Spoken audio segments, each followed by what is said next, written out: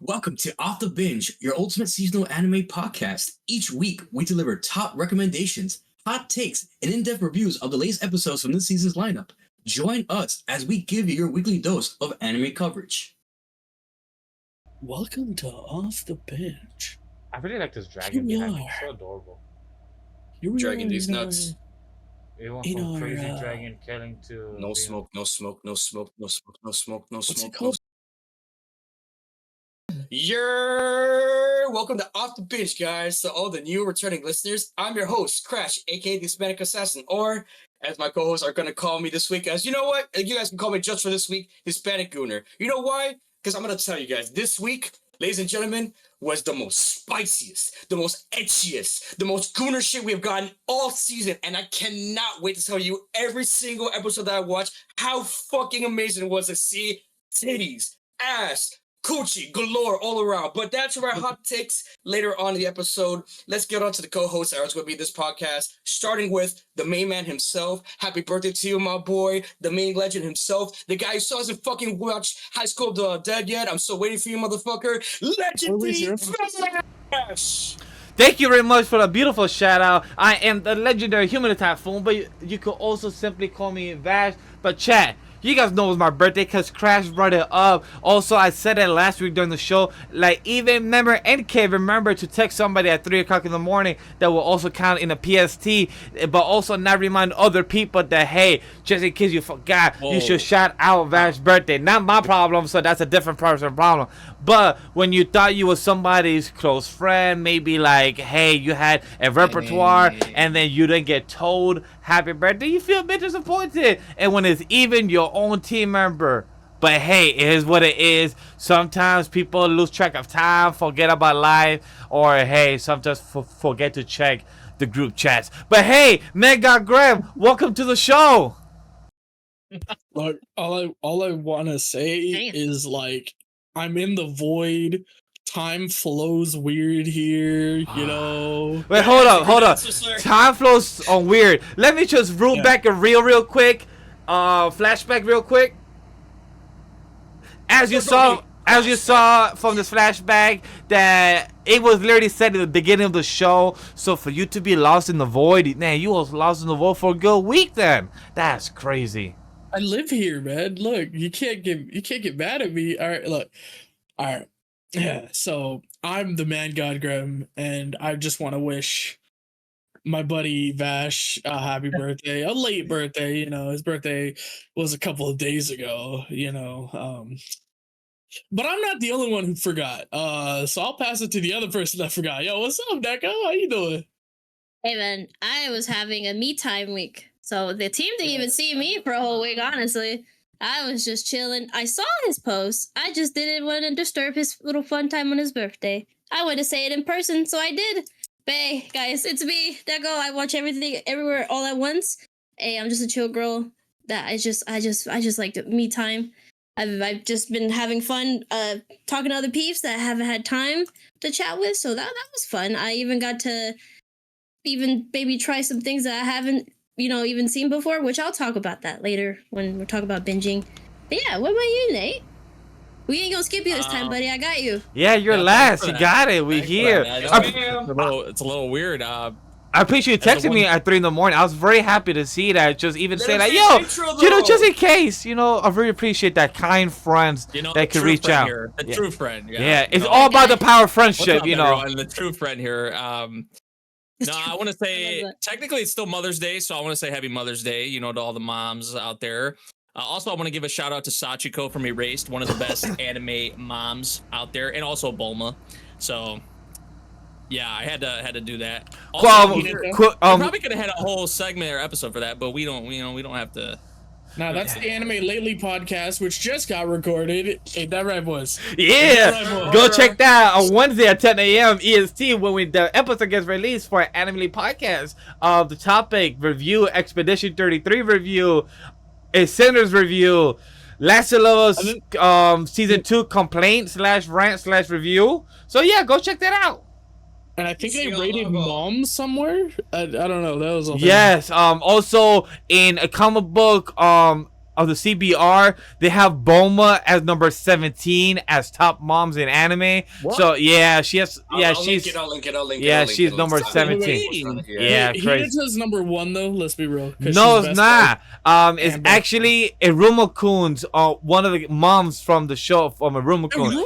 She's number 1. Literally doesn't have a bomb. No, not Iruma-kun. One of the demons. One of the demons Yeah. that is a mom succubus from one. Iruma-kun. Yes, is Yeah. I believe the succubus or is Come on now. Omadias. Yeah. I believe it's Omadias, something like that. She is great. She is Best great. mom in fiction is Sophiette. Don't at me.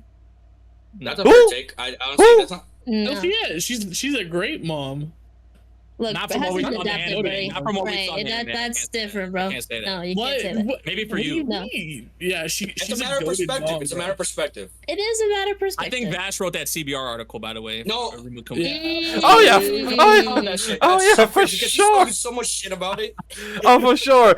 For those that don't know, I used to react to Iruma-kun back when it first came out in season 1. It was a blast. Go check that out. It was a lot of fun with my old co-hosts and everything. But you guys are here for the Off the Bench. This is your go-to seasonal anime podcast where we dive into the best, worst, and the hidden gems of each season. We do our weekly seasonal review at Anime Spotlight. We also give you our top 10, our personal. Some of them are wrong, some of them are right. You can pick and choose who it is. But also next week, we usually do our week 6, our hot or flop. But Crash wanted to push it for next week for week 7. So we will have a new structure next week and yada yada yada. So go check out hot flop next week and see where your favorite or non-favorite of the season is going. But before we get into that, we have a binge chilling. What have we been? Yes, sir. What have we been watching on a weekly Look. binge? You know what? I'm gonna give it a crash. He raised his hand. I didn't know we were in a Yeah. class. You know, hey, very polite, right? Right, I'm gonna Nate? be very quick. I'm gonna be very quick with my binges. So Go ahead. Gonna make it very simple. I actually started a new anime. Came out this season called Summer Pockets. I know Memory's watching it. I don't know if you Gremlin or Memory's. Yeah, Grem's on it. Grem's on. That shit is gas. I'm so happy it was on my to watch list. I was like, you know what? Let me just catch it happy on. about the maid. I'm just no, and not just the maid. I'm happy about the etchiness about it in general. I was expecting slice of life, and no, there's something going on in the background behind the scenes. Maybe there might be a mystery behind this. I don't know. The main MC gives me the guy from Golden Time. I forgot his name. The MC. He gives me that kind of vibe right now from him. Yeah, Bonry. I was like, He's goofy. honestly, I can see that. yeah, like his character overall, like the. Yeah. Where's his boyfriend then? I need Bonri's boyfriend here. You're right. Oh God. Oh, not that guy. Anyways, My I'm having a great time boyfriend. with the anime. I'm glad I caught up with it. The shit is getting peaked. They found the pirate ship. Spoilers. So I'm glad I got on that. And I really want to finish it by the end of this before the episode started, but I unfortunately didn't. I'm halfway down to episode 10. I'm this close to finishing Masamune's Revenge R season 2. The first episode got me in the first half, not gonna lie, that was a little boring. After that, straight heat. I have been screaming, and my co-host can attest to that. I have been yelling, I've been kicking my feet, I have been cursing out on these guys. This went left field out of nowhere, and now we're getting to the drama part of the anime. We're kind of like, okay, this is a fucking rom-com for me. This is what I'm actually liking about. I don't care that it's rated 7 or 6. I don't care that a lot of people don't like it. It has been a fun ride for me. I cannot wait to finish it so I can review it. And then we got into the nitty-gritty that I promised you guys from May, which is Jujutsu Kaisen that, my boy Vash hates. He doesn't want me to start. He wants No. to watch everything else. Hold on. You can't just say I hate. It's just I prefer you to put time on other stuff that is better material. He did say that. He did say that. The people say Jujutsu Kaisen. I say Jujutsu Kaisen after. So I got 2.5 more episodes. Who's the I do people? plan to Who's watch the it, finish it. I don't think I've heard anyone say it's Jujutsu. He got Kaisen, people, he got honestly. I got people Yeah. outside the podcast. It doesn't have to be in the comments. I get people outside that actually hear my takes on it. But Yeah, I you do got have people who are waiting to hear my actual takes on Jujutsu Kaisen because they're saying the same thing you guys are, that it's mid or it's not worth watching, and I want to prove them wrong. So let's see if they're right or if not. Okay. But I do plan to finish Masamune-kun tonight after this podcast is over. I'm gonna binge the shit out of it. And Can I tell you something that I after you're done with that, I want you to read basically the No, the I know you're gonna epilogue. tell me a no. Fuck no. You know what? Yes. Know why? Because this is like I forgot the name of the anime, but it's that anime that like you read the light novel or the manga and it's straight ass. I'm going. No, I'm not telling you to read. I'm talking about after, because after this is done, there's basically more afterwards going into their college life. I want you to read that to probably have a better, like, closure to the ending of their story. Because I think the ending of the anime does not get the closure that I seek, or I'm going to be very upset. it's good, but there's more afterwards. Like a cherry on top, basically. Yeah. It's just having more icing to the cake. You know what? Just like KOWLOON, I'm going to be that girl. It's fine. I don't need the story. I'm fine the way it is. You're fucked up. You're fucked up. I am fucked up. You know what? I am fucked You're up. fucked up, man. Why would you bring that up? You know what? That's story for another time. I pass it on to since we're talking about it, Neko. What's been going on with you since you've been having your girl? Right. You've been having some days off. What have you been chilling?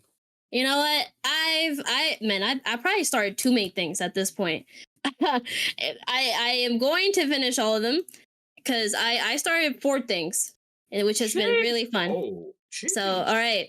I was already originally just binging this. Now after, Nate and Grem have finished their Eureka 7 binge, I've been starting my Xamd Lost Memories binge, which is kind of like Eureka, just very different, really different too, but it's kind of the same. It's more shorter than Eureka, so it's like, I think I always had it in high regard. It's always been in my top 10 because I just love the journey with it. It was really great. I remember this core memory of being in my closet while I was watching the finale and just bawling my eyes.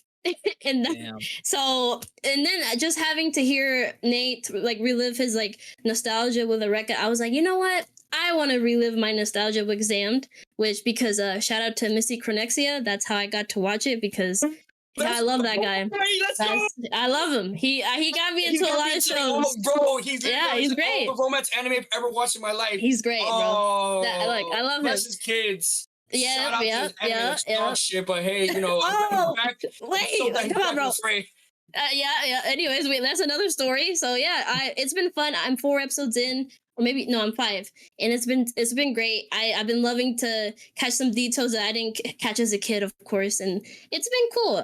I really am excited to keep going with it because there's so many cool elements about it that I remember. So I want to see if it lives up to my hype, like how Eureka did for Nate. So it's been fun. Me and my friend had like switched animes to binge, so I got into another cat anime called Akaneko. Oh, Ramen Akaneko, which is about cats running a ramen shop, which has been really cute. It's so adorable, and it's like a mix of CG with a bit of like 2D. So it does really well. I really love just how it goes into like the elements of like them actually going into like, oh, well, if cats are making the food, what about the hair that gets in the food and whatever? And they're like, no, we try to actually take care of our fur so it doesn't get in there. They hired a human that used to be the aunt, the daughter of the aunt that used to own that ramen shop that they kind of like took over.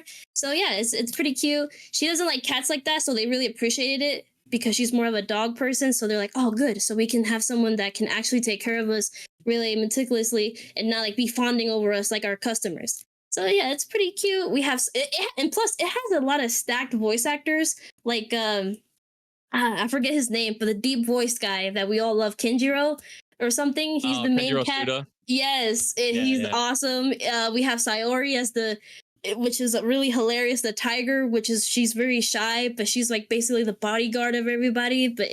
She makes noodles, and then of course Rei, not Takahashi, but it's a different one where she's doesn't she play Kagura? Yes, she's Kagura, but she's other things that. Yeah, she's great, and just a lot of more voice actors that are really great. And it's been fun. The opening too is by the singer of KOWLOON. So the opening is a banger. Oh my gosh. I gotta show you guys afterwards. It's incredible. I'm like, I have to see more of what she's been doing because I love that opening of KOWLOON, and with this one, it's awesome. And I've been rewatching Chios School Road, which is a comedy. I haven't heard that in forever. Dude, I remember when it came out, everyone was just so shocked at what it was. And it's just so goofy. It's just a good time. She's trying to get to school and not be late, but it has like different obstacles she has to get through. But she's such a gamer that she makes these obstacles, but also there is stuff happening in front of her where she's like have to think over the top. It's just simple things of like, oh, someone's saying hello to me. What if it's someone behind me? Should I just like not look back, or should I like go into the like trash can to like look back real quick to see who's actually behind me? And then realistically, she was talking to her, so it's like, bruh, you did all that for no reason, and just other silly stuff, which is just stupid. And then lastly, okay, this one I don't even think any of you guys really know. It's called Ronja. It's a Swedish anime it's a Swedish novel that got turned into an anime like years ago. It's Ronja the Robber's Daughter. And I was trying to watch that because I didn't finish it. I think I was in the last maybe 4 episodes, but I kind of got a feeling of like, man, I really want to rewatch this. It has CGI the whole way. It isn't great as Oranges, but it's really good. It's not like X-Arm level, right? Like where it's like disgusting. It's really good. It's like, and it's not even on the same pace of like Knights of Sidonia or other ones that have that same CGI. It's a good time. I just learned recently that Netflix made like a series of it, like with real Swedish like actors and all that, where nice. it portrayed. So that I was kind of thinking of watching that too, but I heard that people in the comments were saying that it didn't really adapt it really well or something. That was kind of sad to hear. But the anime is really good from what I remember. So it's kind of making me dig into like the history of like of Swedish novels, because it's like an Anne situation where like, you know, it's a Canadian book that got famous in Japan because of something, and then they started adapting it in so many ways. And in this case too, it's like a Swedish novel that was really popular in Sweden and it got adapted in Japan too. So that was really cool. It looks very like Ghibli inspired. Yeah, and actually, yes, I think there's a director. Oh, it's Miyazaki's son. Yes, it's someone. Let me look at that. Miyazaki's son. Yes. Directs it. Okay. Interesting. Which it's so good. I will say, I know we're all stacked, but that one is really good. It's a good just story about her. It's just awesome. It's really good. One that I will be watching later this month is one on Netflix that's coming out. Lost in Starlight, I think it's called. I think I heard about that. It's a movie. I can't wait to watch because I'm a binger, but I believe it's coming on May 30th. I believe it's coming out. Oh, I think I heard about that. Okay, and then is it like also kind of Swedish too, or what is it? No, I believe that one is produced or made by Miyazaki. I believe so. Oh, I see this. Oh, yes. Okay. My bad. Yes. Yeah, I believe it was made by him or produced. One or the other that was in the lineup. So, I'm curious about it. I heard good stuff from the reviews because I believe it was in an international film festival in Europe. So I heard some good reviews when it came to Samoans. So I'm very excited for it. With the small Netflix projects, they don't get always marketed, so I like to always check them out and do the best I can to see if they're small hitters or not. Yeah, it looks good. Okay, definitely gonna. Yeah, I forgot I saw this recently, so I definitely gonna be on the lookout for that. But yeah, that's what I've been binging. I've been kind of going back to nostalgia a lot. Nice, I've been trying to go back. Yeah, it's been fun. So yeah, Grem and Nate, you got something that y'all been binging together? Oh, and also, I'm sorry. Actually, there's one more thing. I am very sorry. Sorry, it's a dongwa. This will be really short. It's called dang it, I'm sorry. Something about the well. I'm sorry. I should have looked it up earlier. But it's really good. The animation's crazy like always for dongwas, and it gives me a mixture of Avatar with Pokemon, because it's like, which Avatar? Avatar: The Last Airbender or Avatar James Cameron? Yes, Avatar: The Last Airbender. Okay. Yes, because it's like this guy who, like, his clan got wiped basically, and he's the last surviving one that knows their like secrets of how to summon these spirit pets. That's what they call, that everyone can summon, but only he can summon the well and use his full potential. But then after he goes into a tournament where he's trying to like regain his like family's honor, he kind of gets eaten by his own well. So he kind of gets reincarnated. He has to like try to rise up again to figure out like what happened to my well. And it's pretty interesting. Like the fights with all the spirit pets are really cool. Everyone has their own spirit pet, And I'm just saying there was a good mommy in there, and I was barking. Anyways, Hey, happy Mother's Day, bark bark. hey. Like our girl Makima. Now, okay, not to head with you guys, Groovin' Day. How's it going? We watch more Space Brothers. That I think that's Oh, actually shit. Yeah, I Oh think shit! that's actually- Did our boy Mooley Oh my make time for ya? yeah, you know, Oh my a god. couple episodes again, but we'll take what we could get. You know, Damn. How many episodes in total is Space Brothers? 99. 99. And how Yeah. many? We're technically, we just watched episode 33, so we're a third of the way. Haven't you guys started this almost a year ago? Like at least by November, October. I think you guys started this. It's maybe been February. I don't Yeah. know, actually At least half a year now. Like 6 months. Yeah, okay, like- that's in not February. that's not February. almost a It was year. February. Okay, half a year. It's My February. apologies. Half a year. It's been like 3 months. If we're in May now, you It's started. been longer than that, bro. It's been longer. No. No, I have it right here on my thing. It says Yeah. February 5th is when we Yeah. restarted So it. 5 months is not that bad. February, No. March, April, 3 May. months. Yeah, 4 months. Yeah, 4 months. But Not that there was like a month or two we didn't, like a month and a half we didn't watch any of it. So let's see We how were long hitting it we were hitting takes. it pretty hard. Yeah, we were hitting it pretty hard at the beginning. Will by the time the year ends, will MemoryNK, Grem, and Mooley finish a 99 episode series within the year? We will see. It can be Time will done. tell. Time will No. tell. don't think so. It's just like, no. I don't think so. Time will tell. Really? But what's what you got? But yeah, we watched 3 episodes. I mean, that's really the only thing for me. I don't know if Gremlin has any more, but we in Space Brothers, we're at the part where like Hibito went up into space for the first time. Oh, Yeah, Hibito's about to blow up in moon. space. yeah. Oh, he's there. Okay. So he stepped foot on the moon. Oh, yay. It was pretty funny because like the mic or whatever caught what he said, like his first Yeah. words, and they were trying to prepare him for like what to say, like, oh, you have to make it like a big deal and have some inspirational thing to say when you first step on the moon. And all they caught from him was yay. Like, Yeah. it was just on the news. Yeah, it was just on the news everywhere, and it's like all you hear is yay, Damn. yeah. And they're like, my and they're just like, yeah, I mean that's him for you.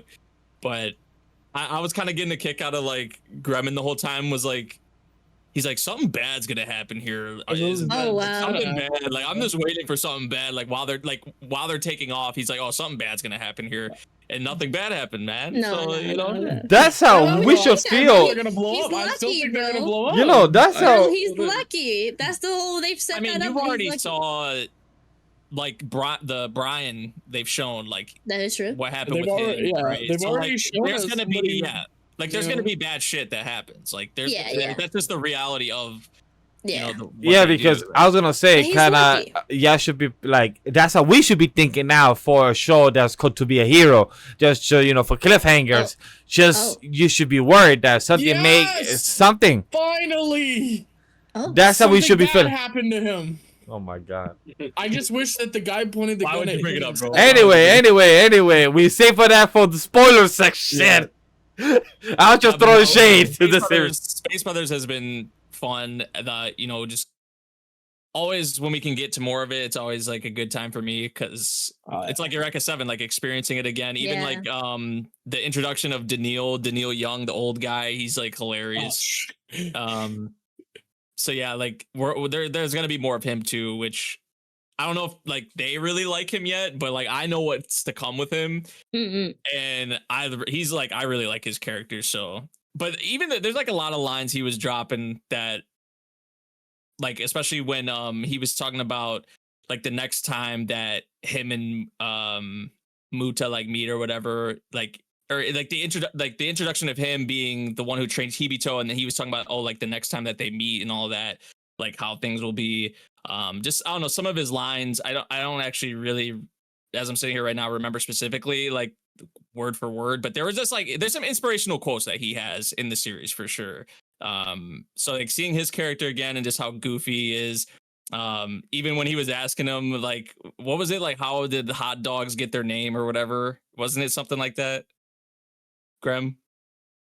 Yeah, it was like, do you, he like, didn't he ask him, like, do you know how hot dogs got their name? And Yeah, he said no, it he's was like, no, funny tell to me. say. And he's like, I don't know either. Yeah, I fucking knows. I don't know. I I'm was asking asking you, bro.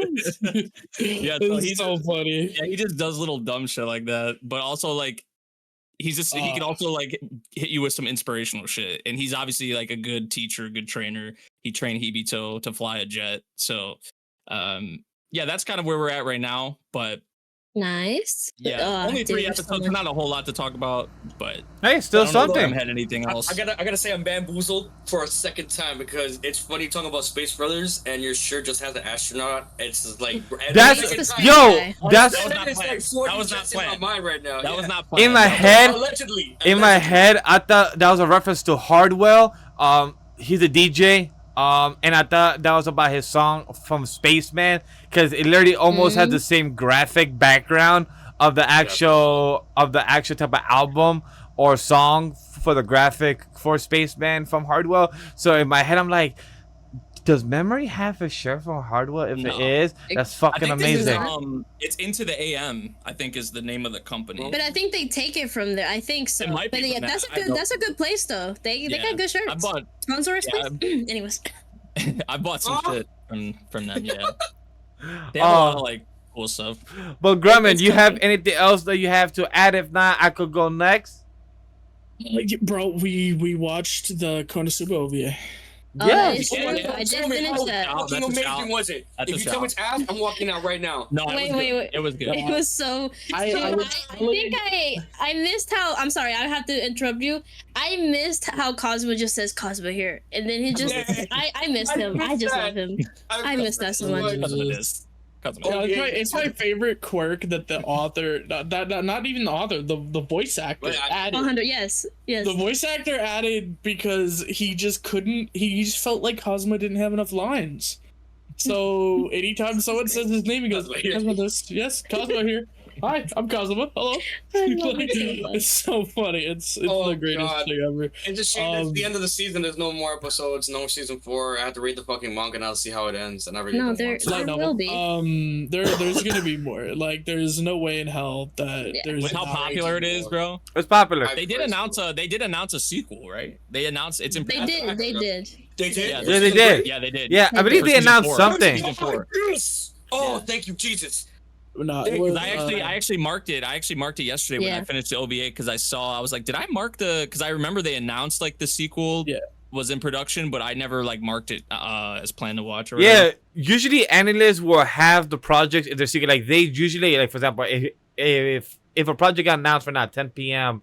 EST, analysts will have it by 10:10 or by 10:30 the latest. Like they're usually pretty quick. yeah, on they're it. they're quick You to know why I add say it. that? Because I seen a source when season 3 was announced that I don't know where it was from exactly, but it was a reliable source at the time, and it was saying that If it's allegedly it Facebook was or gonna be the Reddit, last- it's not real. No. It was online. It was an anime source. I just, from the life of me, it was what was when season 3 was announced, but it said that season 3 would be the last season, and that they had no plans of to post. Well, an they anime. Yeah, said they that did. after every season. Yeah, they usually say that. Of course. Because then you see OVA, and I was like, okay, bet it should be long or something. I'm expecting a movie. I'm like, oh, it's gonna be like a Attack on Titan or like a Demon Slayer kind of situation. Oh, Part okay. 3, maybe part they'll- 4. Nah, part bro. 5. Yeah, I was like, if they do it like that, I wouldn't mind because it's Konosuba. No, Dude, as Mm. long I- as there's content, as long as there's more content with it, like Yeah. they'll keep pumping it out. It's just like with Sword Art and with like even Yeah, irregular it's- Magic it's High a funny School, isekai. Yeah, but you like can't go wrong with that. Slime, like a lot of these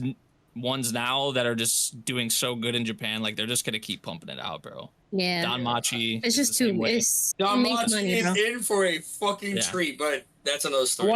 I wanna say I'm pretty sure, like, in terms of like popularity from like Japanese IP, Konosuba is definitely up there. It's like Oh, it's up there. Konosuba, Yeah. Mushoku Tensei, ReZero, Yeah. fucking Umomusume. And Shit Hero. is up there. You can't I'm put that just show said no, into you can't words put and say that. it's not popular. It's mainstream. It's just that's exactly that. It's mainstream. I don't think Shield. I know Shield Hero got a lot early, but I think it kind of died down. Like wouldn't be if surprised by I'm being honest with y'all, like as much as I want to just say kill yourself, what I should say is I'm fairly certain during season 1 it absolutely did have the popularity, but I think it waned hard after season 2 and 3. So Yeah. like the difference is like stuff like Overlord, stuff like ReZero, stuff like Mushoku, they have only gotten more popular after the anime. So I would be shocked Holy if there's shit. not going to be more. Konosuba. Speaking of Konosuba, you know, Vash, we should watch that at some point. Yes, definitely at 'Cause some you haven't point. seen it. Yeah. Yes, It is we a have. fun- That is true. And We have a ReZero. long list. And Mushoku Tensei. Moshoku Tensei, we have definitely ReZero, we have Shihiro. Me and Nate also spoke about that we will be reacting to Shihiro during the summer Whoa. season as well. Me and Memory will be doing those reactions every week when it comes to Shihiro on a weekly basis. So that'll be a lot of fun. But talking about also things that I've been watching and reacting to, talking about it. Why would you subject yourself to that much torment and pain? Can I just say real quick? And I just say real quick because Sorry, I go was ahead. just looking at it. That's and crazy. I closed it. I was about to transition to myself, but go ahead. I know. No, Gremlin was right. I was just looking real quick at the thing. It was like 1 million people saw season 1, then 800,000 for season 2, and now 400,000 for season 3. So Yeah, like, it the amount dropped between off 1 a to cliff. 3 has dropped significantly. The scores themselves, whatever, but the amount of people watching, yeah, it's dropped a lot. Since Yeah. season 1. But Like I said, yeah, season 1 was extremely popular, but after that, you know, people understood that it's actually kind of ass, and people who like it are probably bad people. but you know what is not bad, people? You gotta binge watch a show on high dive legally, like I did. Called I Parry Everything. I binge watch my all 12 God. episodes Shout out to Hispanic Assassin. through season 1. All 12 episodes What's that, within 2 Hispanic days. I binge watched 12 episodes, and honestly, it was a good show. Was a solid 7.3, I believe, is what I gave it This on man's fucking Analyst. crazy. It was a good show. It was honestly fun to watch. It was the only type of nitpick I would say that kind of The pissed me. only? Yes, my only type How of. How does he parry everything? How does he Parries parry? bitches. Remember It was the- not like that. What? It's Bro. the comedy of it, bro. Was literally he wanted look. I can't even listen to this garbage, bro. Just let me know when you finish. Just let me know. It's okay. It's Wow. okay. Wow. I'm very disappointed that you don't want to hear the I review. was the most unprofessional. I wanna hear. here. Thank you. That's so unprofessional here. We trying to talk about the people's opinions and their self-worth of making the time to watch a show that's not bad. Of a 7.3 was enjoyable. The action wasn't bad. The bro has a black swordsman. I don't know if you consider a black swordsman since he does parry everything. I'm not sure if you count that, but it was pretty interesting because look, if you think about it, this man mastered the skill set of a tiny fireball on your pinky, but could manipulate it from a tiny fireball like this small into like a fireball jutsu that's a hellfire on your pinky. Wait, that powerful. I gotta ask you a question. Wait, hold up. You can hold your question, please. Well, Very one much. sec, Thank one you. sec, one Hold sec, your one sec. question Yeah. very much. Who do you Hold think your would question. win? I'm not gonna answer your Saitama question. or I'm not gonna I answer your Everything question. Boy? So Damn. when it comes to the character, he also has the skill set of pairing. So he mastered that skill set so well. So no matter if the person attacks you with the strongest, powerful, like this motherfucker dragon, that's a girl that is literally doing the most powerful fucking attacks that's about to destroy the kingdom and nation. And all he did was parry the fucking dragon claws and parry the dragon breath. And the motherfucking dragon submitted to the MC. Like, oh, I thought you was the weak bitch. I thought you was the weakling. But it seems like I'm the bitch. I'm the weakling. I'm the weak one. And it submitted. And even called him the master. But the nitpick that I didn't like about this, that he became so powerful, but he's unaware of how strong he is, and he could have gotten the support and help he needed by the actual type of mentors and the teachers that actually taught him the first 3 months of each type of warrior, archer, that's weaponry, a spy, a magician. All of those type of mentors that could have helped him want to teach him and have him surpass his limit, like plus ultra, Like, oh my. But he was having such self-doubt and such little hope because he failed every single school without getting a skill set that he said, yo, I'm gonna go back home and just train every single skill that he learned and master that shit every day. But the second thing that I have a nitpick, how the fuck are you gonna parry everything, but then you have scars on your body and then you have self-heal? Well, he had to learn how to parry, so he has to take exactly. hits. So then in my head, like, Yeah. okay, so he had to learn how to parry, so he naturally got parried his hurt. Injuries? Well, he also learned the self-heal, like low heal, so he could naturally heal himself slowly. Like, he is immune to poison.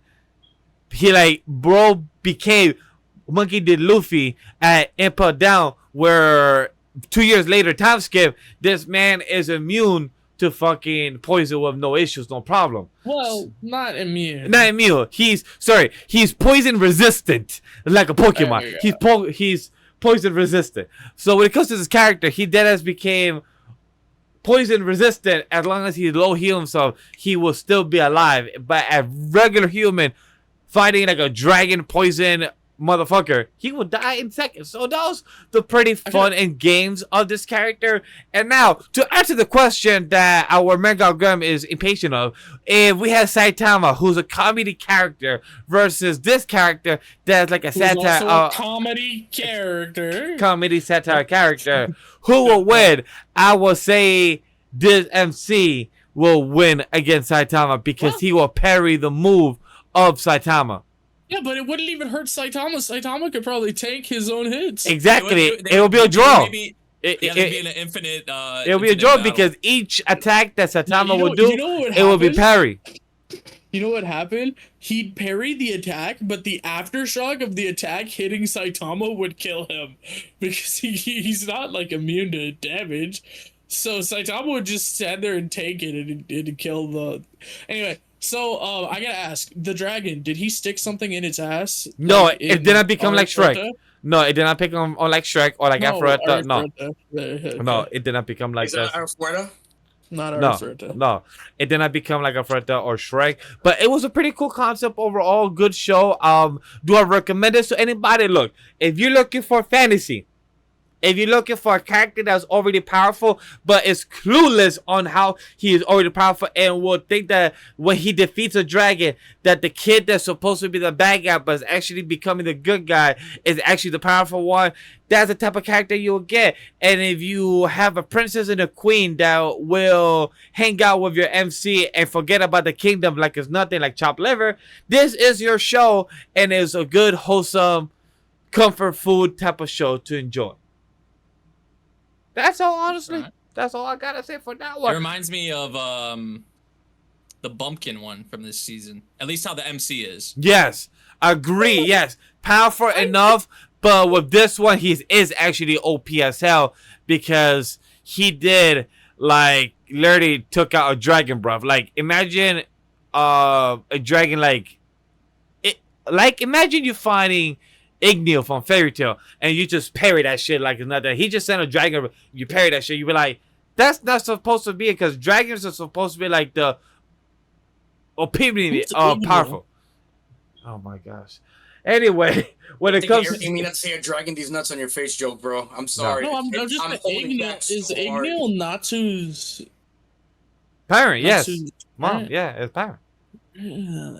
Yeah, Fairy Tail. Yeah, power friendship. I'm just thinking. I'm thinking Noxu Dragneel, and I'm like, yes. I guess I forgot that. Yeah, it's been a while. Yeah, they had names. Yeah, it's been a while. But the other one, the One Piece rewatch continues. Wifey is on Reverie. She is gonna continue to meet me on Wano. She is 5 episodes in. That means we're 6 episodes left of the Reverie, and then we get into the Wano episode 892. Cannot come fast enough because we are about to be on Wano, and I'm on Egghead, so I can't wait to continue and see what's going on. And isn't that what's up? My bad. Isn't when Wano when they change like the art style? Correct. Wano's where the official art style. So by episode 891 to 892, the art style is going to be changed for Whitefield. So I can't wait to see what she thinks. But we did see Film Red, so she's already aware of the art style change and everything, how it looks. So she's aware of that already. The Daily Life of the Mortal King. Like I said last week episode with Neko, we done with season 1. We started season 2. It took us about 5 months to do 15 episodes. Who knows how long season 2 would take us? Only time will tell. Can't wait to start season 2, episode 2. Who knows when? But that's all I got. Other than that, that's all I got for Binge Chillen. That's my update. We've been on our grind since we've been watching a lot of stuff. Yeah, we've been watching a lot of stuff. Everyone. It would be nice to watch more of the Daily Life of the Mortal King, but you know, it would be very nice to watch that. It would be nice to watch more ReZero.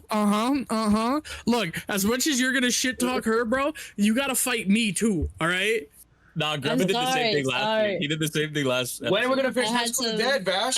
I'm sorry. The people you're gonna finish Don't that by worry, the end of the. don't worry, Neko. I be standing up for you every time he tries to shit on you, bro. I hit him back with the ReZero. Thank you, man. I got you. Shit. Oh, that's crazy. So chat. I'm sorry. So chat. Be advised. This is a smoke episode. We all getting smoked. Be advised. Yeah, and listeners, we are here as a seasonal anime coverage podcast from the Monday of May 5th to Sunday, May 11th. Time codes will always be provided down below the description on the YouTube feed and the audio side if you're here to listen to and want to check out for spoiler-free conversation.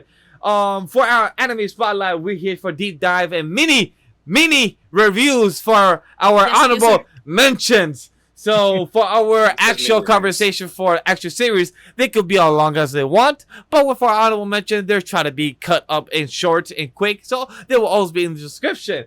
For our first one is drama. Give your honorable mentions. Can I start this? Yes, go ahead, Neko Chan. All right. I want to start with dinner table. I look, dinner table this week was actually really good. I really love the story with the VTuber, and then just the twist of we kind of knew, right? They both met before, and you know he actually became like her drive and vice versa, which was really cute and really kind of just. And it's so sad how he died. It wasn't fair. It was just because of a stalker situation, which we knew already, but like on the side where the guy was just jealous because he was like thinking like, oh, that's like her love interest or whatever, like her partner, and so he just killed her because of that vendetta against them both. And I'm like, brother, he was such a good kid protecting her pouch until the end. That was really important to her. Then the song that she did in his honor because he wrote those lyrics, I was like, it was just too much. It was really good, a really good case. It was just kind of a really dark and really sad ending. He didn't deserve to die. R.I.P. Kobayashi I think that was his name, and it was so sad.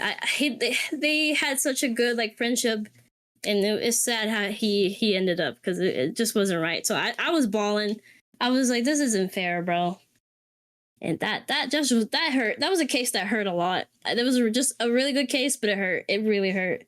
And it was the first case where we didn't actually, because like all the other cases so far, we like knew the people, like they kind of had right. I told Grem this. Yes. Yeah, like we introduced the people that were a part of like the suspects or whatever in the things before, but like the identity of this dude we didn't even like know at all. Like he wasn't even introduced. It was just like a stalker or whatever. Yeah. So yeah, that was kind of interesting too. The part that I found like, which this is actually like something obviously like we know that happens like sadly, unfortunately, like with stalkers and stuff like that, especially for like really popular people. It's like, it's a scary thing. Like the fact that the dude was like going into her, like knowing that she left her door unlocked while she was going to throw the trash out and shit. Right like, there, like where he put that to, like what, like this is just. It took a butler who has like weird the intelligence behavior of a detective to actually understand that through sound, which is crazy in itself. By the way, I know he's a fan of the VTubers, so he was just low key about it. Yeah, for sure. I'm just surprised that nobody ever peeped the dude walking into her room like that. But that's what I'm saying, right? The cameras took, but they were saying, "Oh, privacy." But I'm like, bro, but like, this is a bad situation. I never once thought that she killed him by any means. I guess it was a trope that she was, but like I knew for sure there was a lot of backstory to it. But my thing that I took away for it is like, you know, VTubers, like it's like a modern thing, and the fact that they're using modern kind of mysteries in that twist for like today's kind of anime, I like that a lot. For those who don't even know a lot about YouTubers or watch this kind of anime, it's kind of like a nice kind of a refresher, kind of like, oh, this is what a YouTuber is. This is what these people do for content creation. Because you never know what you actually might find a VTuber. Maybe your kids actually are watching a VTuber, or you just see somebody watching it on a train or something. Kind of like, what is that? And you're learning about it. It's kind of, and her performance was really cute. I liked it. It wasn't the best by any means, but I actually genuinely enjoyed it. That's the one time I'll actually say the CGI by no means was great, but I actually couldn't stop looking away for it for once. It was not good, but I'll give it to it. It was a solid episode for sure. Now my thing is, I hope it doesn't go downhill from here. That's my problem now. It better not fucking like now become shit. Like they did with the other fucking Doctor anime. Like, bro, I'll be tight if that shit goes downhill real fast. It was, if you know, super sad. Yeah. I cried, bro. Rest in peace, that boy. Rest in peace, that boy. That's For the real. shit, bro. And it reminded me of Galgura's graduation. I was watching it thinking of you, Nate. I was like, this guy must have been saying "Gura" during the whole concert scene. You freaking, I hate you. I hate you. Glad she didn't have to graduate. But guys, we got to remember, it's just business, right? It's just business at the end of the day. This is all just a business. You stop bringing that up. But You're right. I have a question. I see this in the honorable mention. Who's still watching or care about your Forma? Hey guys, it's a me. Dog shit. So the only one here is Neko. Wow, shit. okay, so Neko. Look, So defend your case. I'm watching it. But I was saying caring for it was my comment. Caring for it. There you go. Because I watched 2 episodes. And I still haven't kept up. Oh, and also because memory hasn't really given me the plug. Because I'm chopped liver, so it's alright. Shit. Why this praise with Nate today? What's I would going give on? you the plug. I just give the plug. I just give the Gooner plugs to Crash. That is true. I also would like regular plugs. I like regular plugs. Boys, this man's I mean, I got you. Whatever you need, bro. Whatever you need, I got you, man. Just tell me. Just let me All know. right, talk to us, Neko. Talk to us. Why should the series still be defended? Okay, so last week I wasn't here, sadly, so I couldn't talk about that. I have read 2 things that are being directed very, very interestingly this season, and I read the source materials because I was very curious. And yeah, look, it's a good volume. It is a good volume. There was 2 interviews that came out last week. Well, one with a voice actors asking the director something, and then this interview this week is just the director going into why he did what he did. He was saying that at the time of pre-production, there was okay, I will talk about this one. Then I'll talk about what the actors asked him. He was talking about when they were choosing to adapt this, there was 4 volumes. And at that time, he was like, okay, what is an interesting way we can like get people invested while adapting all these kind of volumes, basically, because it's kind of obvious they'll end on volume 4. And then I understand what he was trying to do. He says that he was trying to cut off that volume because he was trying to give it a different way of like focusing on the relationship between the 2 rather than just the world, because the world is going to explain itself in the story, but in the story while we keep discovering the relationship between the 2. So that was his reasoning, and apparently the author is like helping him how to add things that was cut off too. So it's like, I'm like, oh, okay, that is cool. I forgot, I don't even know their gender. My bad. I didn't look into it much. It failed, but it's cool. So, good idea. I mean, look, I definitely do want to see until the end how it goes. And apparently, yeah, she's there kind of like helping them how to insert things from like the novels that to make it make sense a bit and stuff like that. So I don't know. This isn't the first time stuff like this has happened. Apparently another series, a detective series has done this. Something with Bones. I forget. I remember it was like kind of popular where I skipped the first volume and it kind of brought it back at the end. So I guess they're maybe trying to do that. I don't know. But I mean, yeah, if it's not already your cup of tea with already these episodes in, then it's understandable. Okay, then it's just not for you. If you are already interested with what the elements they've already brought up, then hey, like this episode, we finally get to see the dad that is covered in the case in the first volume, where yes, like she did put a chip into her cousin, where now she can't be a ballerina, which was sad. And it goes more into the your Forma stuff and the Ludettes that you kind of do hear and about it in volume 1, like the amicus, but it's more dived into in these coming arcs, which has been really interesting. And yeah, and now the cat's dying, so that's sad. Like, come on, bro. You can't touch the cat. So yeah, that was pretty the gist of this episode, and then going into... Sorry, I need to take a drink of water. You good? No, the cat, wasn't that the cat in the ED too? That is the cat. That is actually the cat of the chief of the... Which you do see the chief always petting it. No way they can kill the cat, bro, right? Like, no, I hope not. I hope the cat's fine. That cat's in the ED. That cat's in the ED. You can't kill off the cat, bro. Right? But yeah, it's going into some like stuff, like it's saying like about like our girl, she's just not in her top notch now because of what happened to her with her trauma. There's people saying that, oh, the French girl might be the one behind it or something, right? Because she's French. People don't like the French. I was personally thinking it might be her brother, but I don't know. I don't know. I was just thinking, I'm like, okay, could he be E? Or, I don't know. It could be, I don't know. It could be something there. I could just be overthinking. But I don't know. It's been fun for me just seeing little things here and there. I definitely, like, it's just, if it's not your cup of tea, I don't blame you. But yeah, I think this episode was really cool. I'm excited to see where it goes. I like the mystery of it. It brings me back to a time like with OG detective anime where it throws you in and you just go with the ride. I don't want to be disrespectful by no means, but I just want you to know, Neko, that this is the first time ever in my like career or life, whatever, of watching anime that I dropped an anime so fast after the first episode. You don't understand. I mean, hey. I wish you were there when I was watching it with. No, I was there because you were like, oh, well, what's the point of me caring?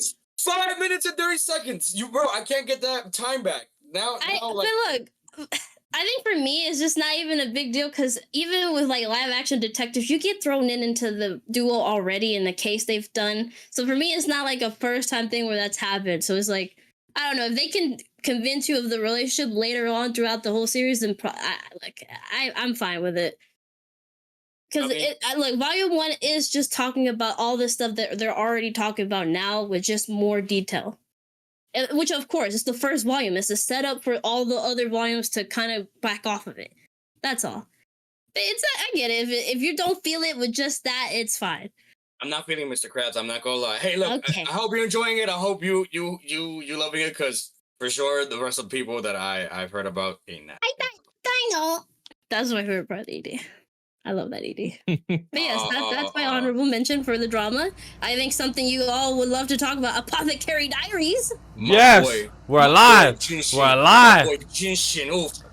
Vash, we haven't heard a lot about you right now. Let's start with you. That is true. I know you had to put in your 2 cents about this. At least you watched this episode, right, sir? Yes, of course. Yes, I got you. Trust me. Okay. I have it here in my notes already. Useless quack asks, "What can I do?" and is on the way of the door. Why the fuck are you in front of the door and you asking what can I help? You're a doctor. You should know what you need. Hot water, hot towels, and their help to give. Brother, I watch enough TV and movies to know like the basic process. And you're asking Jinshin like, "Yo, what can I do for you?" And you're in the way, and they tell you, "Go help the cat." He's like, "Oh, kitty, yes, kitty, yes." We had confirmation that Mama has been gone for 10 days. The quack job is to look after the cat. Fuck this old hag. Got Jinshin break his mental, aka the old lady from the medical clinic.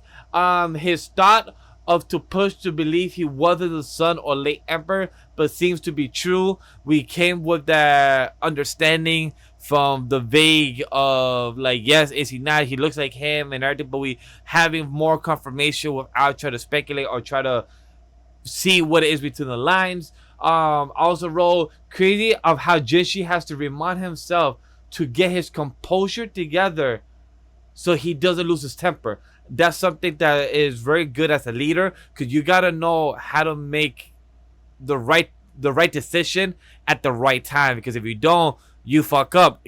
And that's what Gaoshuan kept asking him. We need your instructions. What is the right call for us to do?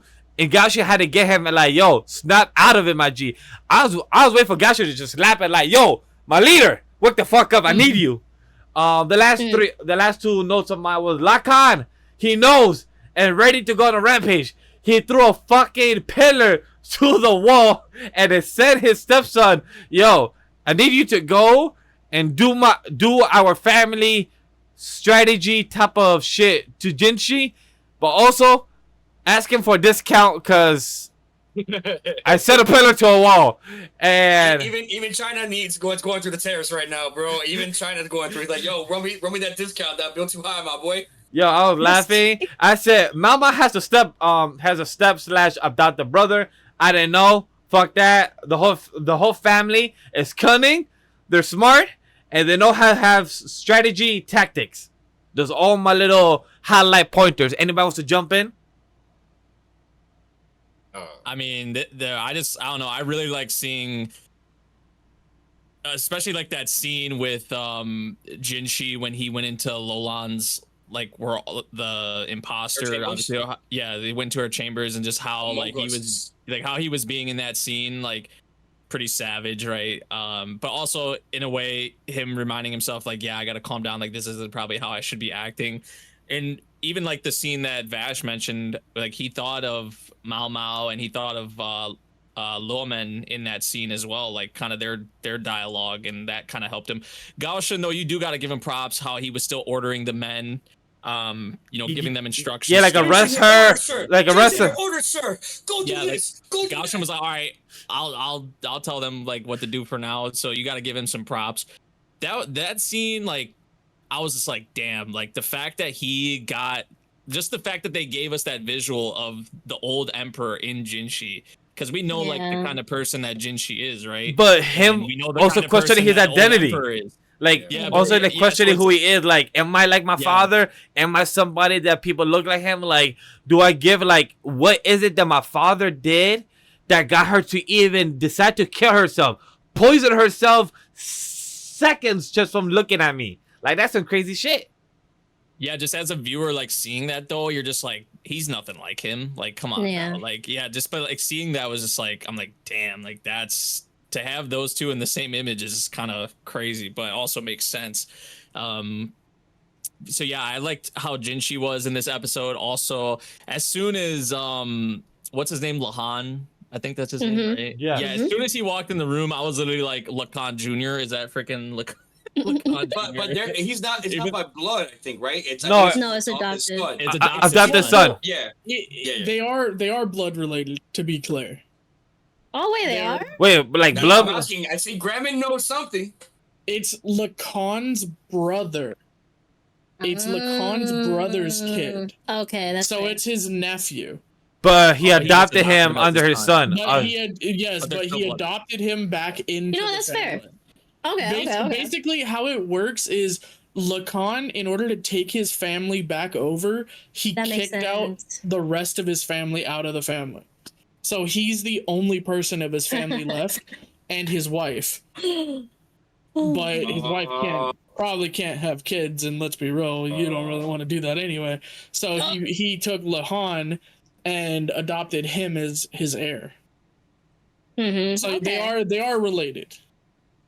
Okay, that makes sense. Yeah. That makes sense. Yeah, they do look alike, and they have. Yeah, that makes sense. As soon as he walked out, I'm like, okay, this is like, like Junior, bro. I felt like it was paint to picture, the same vibe, because even Jishi was annoyed. He's giving me the fucking same vibe as this dude. I'm like, he's pissing me off. Just knowing that he looks at him, talks to him, and gives it that strategy. The way he also bowed down. He like, don't worry, I would do whatever you need for the master. I'm like, I don't trust it. No. Let my boy cook. I think he needs, like Jason said, he needs allies, and he'll take whatever he can take. So you know what? If he has to dance with the devil to get where he needs to get his girl Mao Mao back, fuck it, do what you gotta do, my boy. You know what?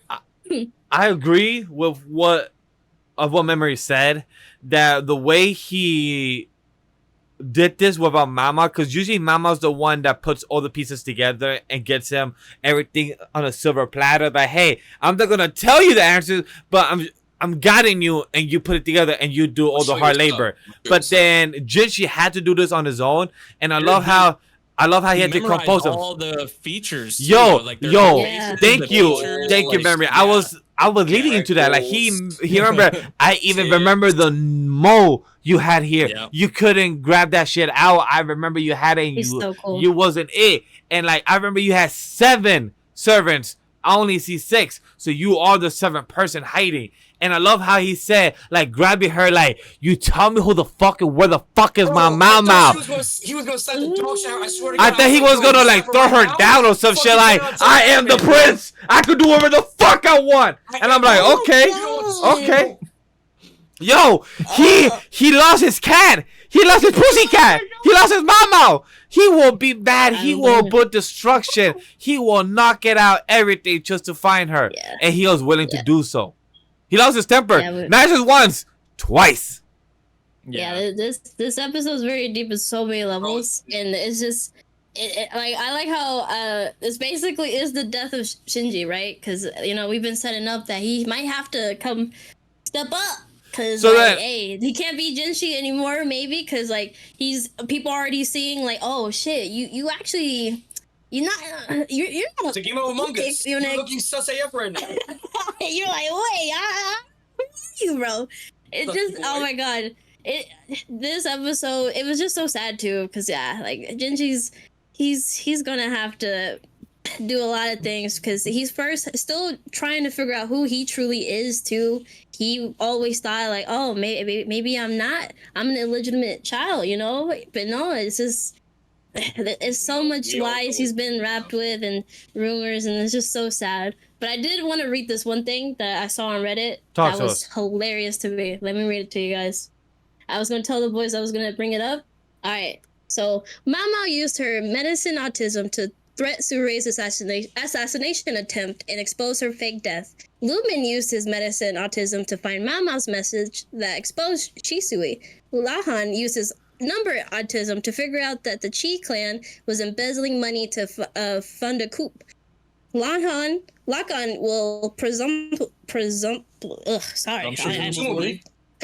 use the strategy autism to attack the Shi clan. Looks like the Shi clan's years of meticulous planning are nothing in the face of the Law clan's combined autistic might.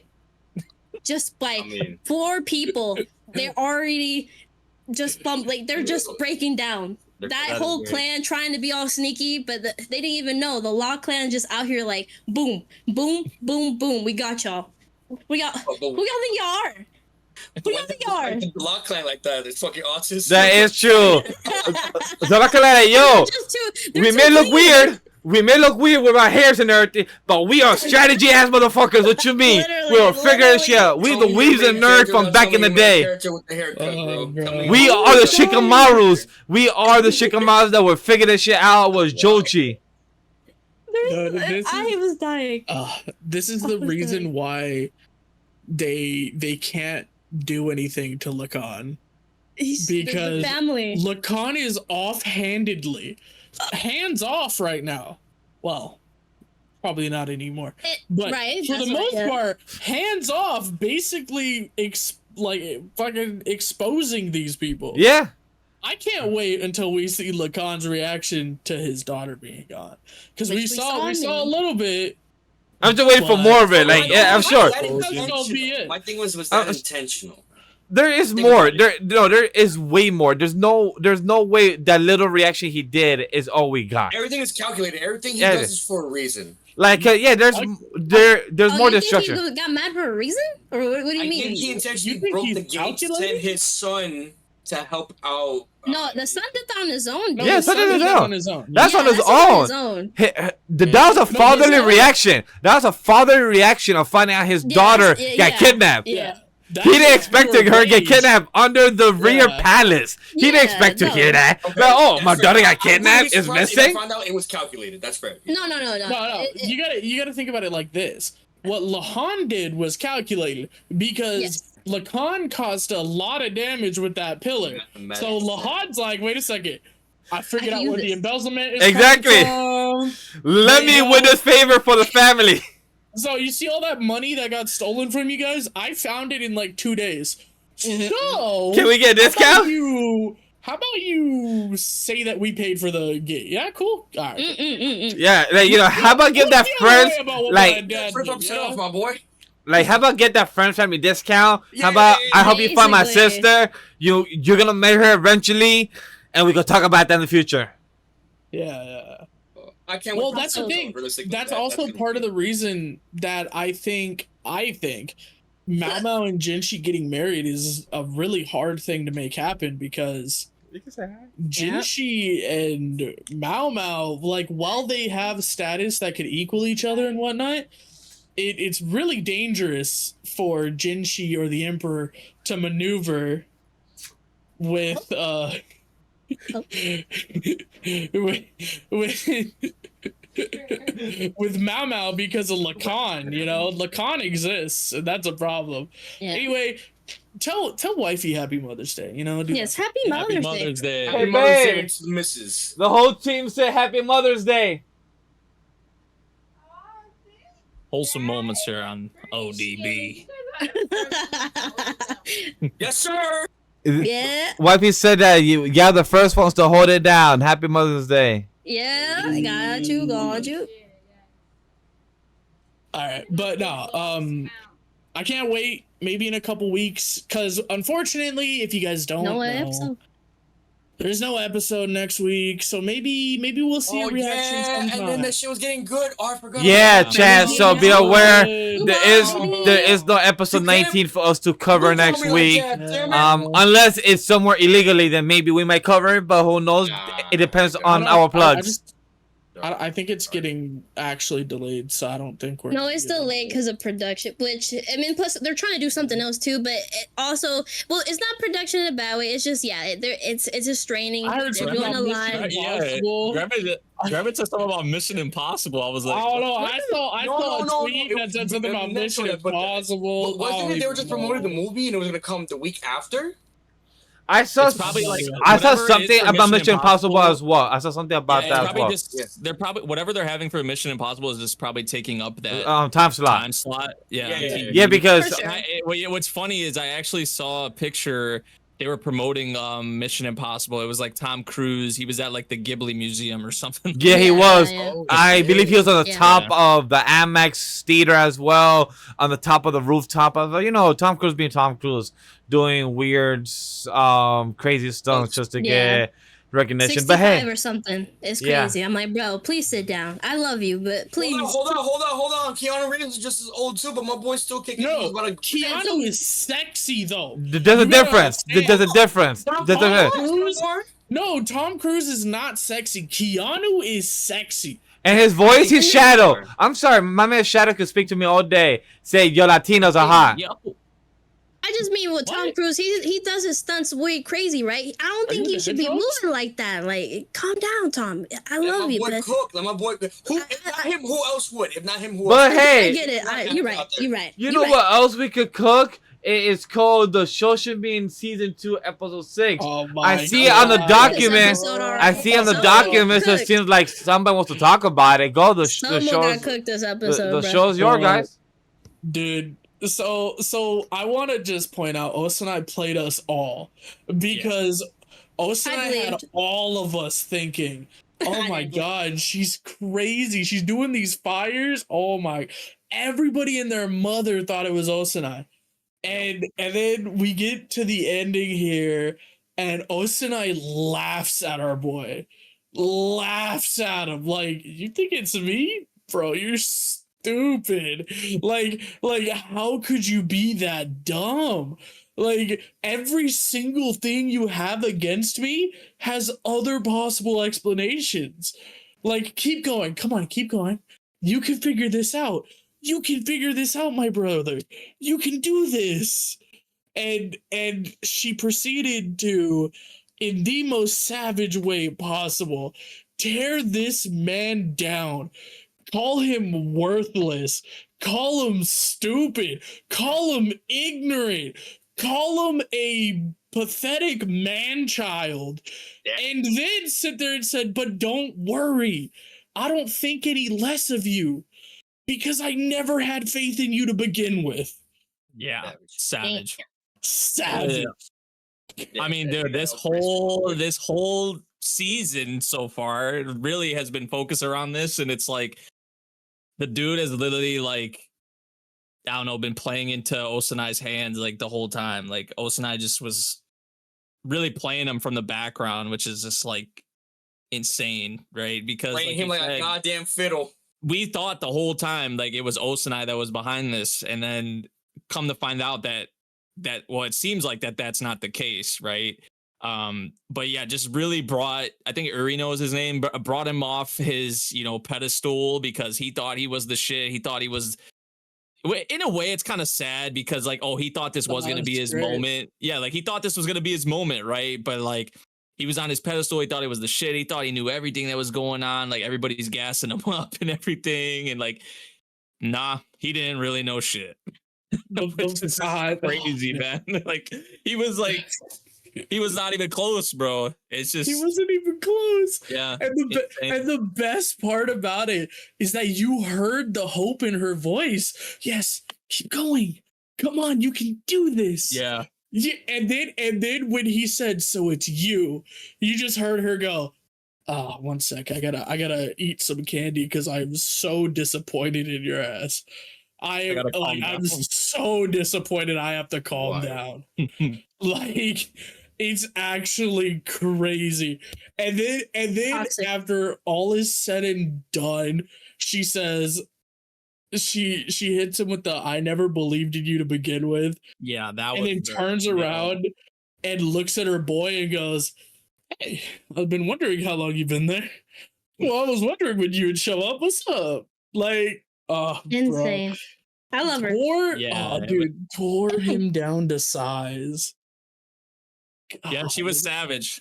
She was savage, man. And Yeah, that's what we love her for. The little gremlin, you know, she is. Mhm.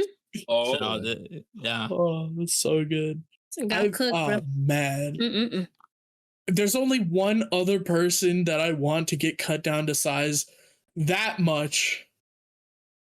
And I'm transitioning here to our next category because that's funny. And that's Isol. So is To Be Hero on any of these? That's That's for later. in That's Shonen Yeah, action. it's in the Shonen, so we're going to Shonen right now. Wait, No. what? No, we're not. We're not gonna switch this whole. We're not gonna switch the whole list. We're not gonna switch the whole rundown. No.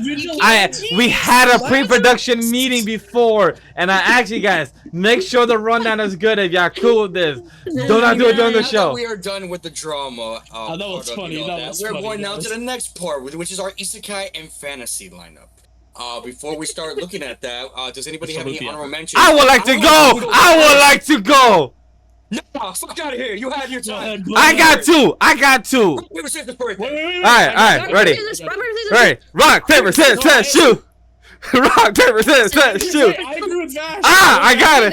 You I lost, got you it. lost, I you lost. got it. Go, Rock, go. paper, scissors to go. Wait, Let's go. before Vash goes, I want to talk about our boy getting a child, because that's what you're about to talk about. Yes, I am. Thank you very Go. much. The unaware Yeah. Meister Atelier, my boy literally was hatching a fucking egg just because he got an egg. And guess what? When you are a silver-haired motherfucker out of nowhere, you would do anything. You literally made water appear just because the fucking water spirits needed help.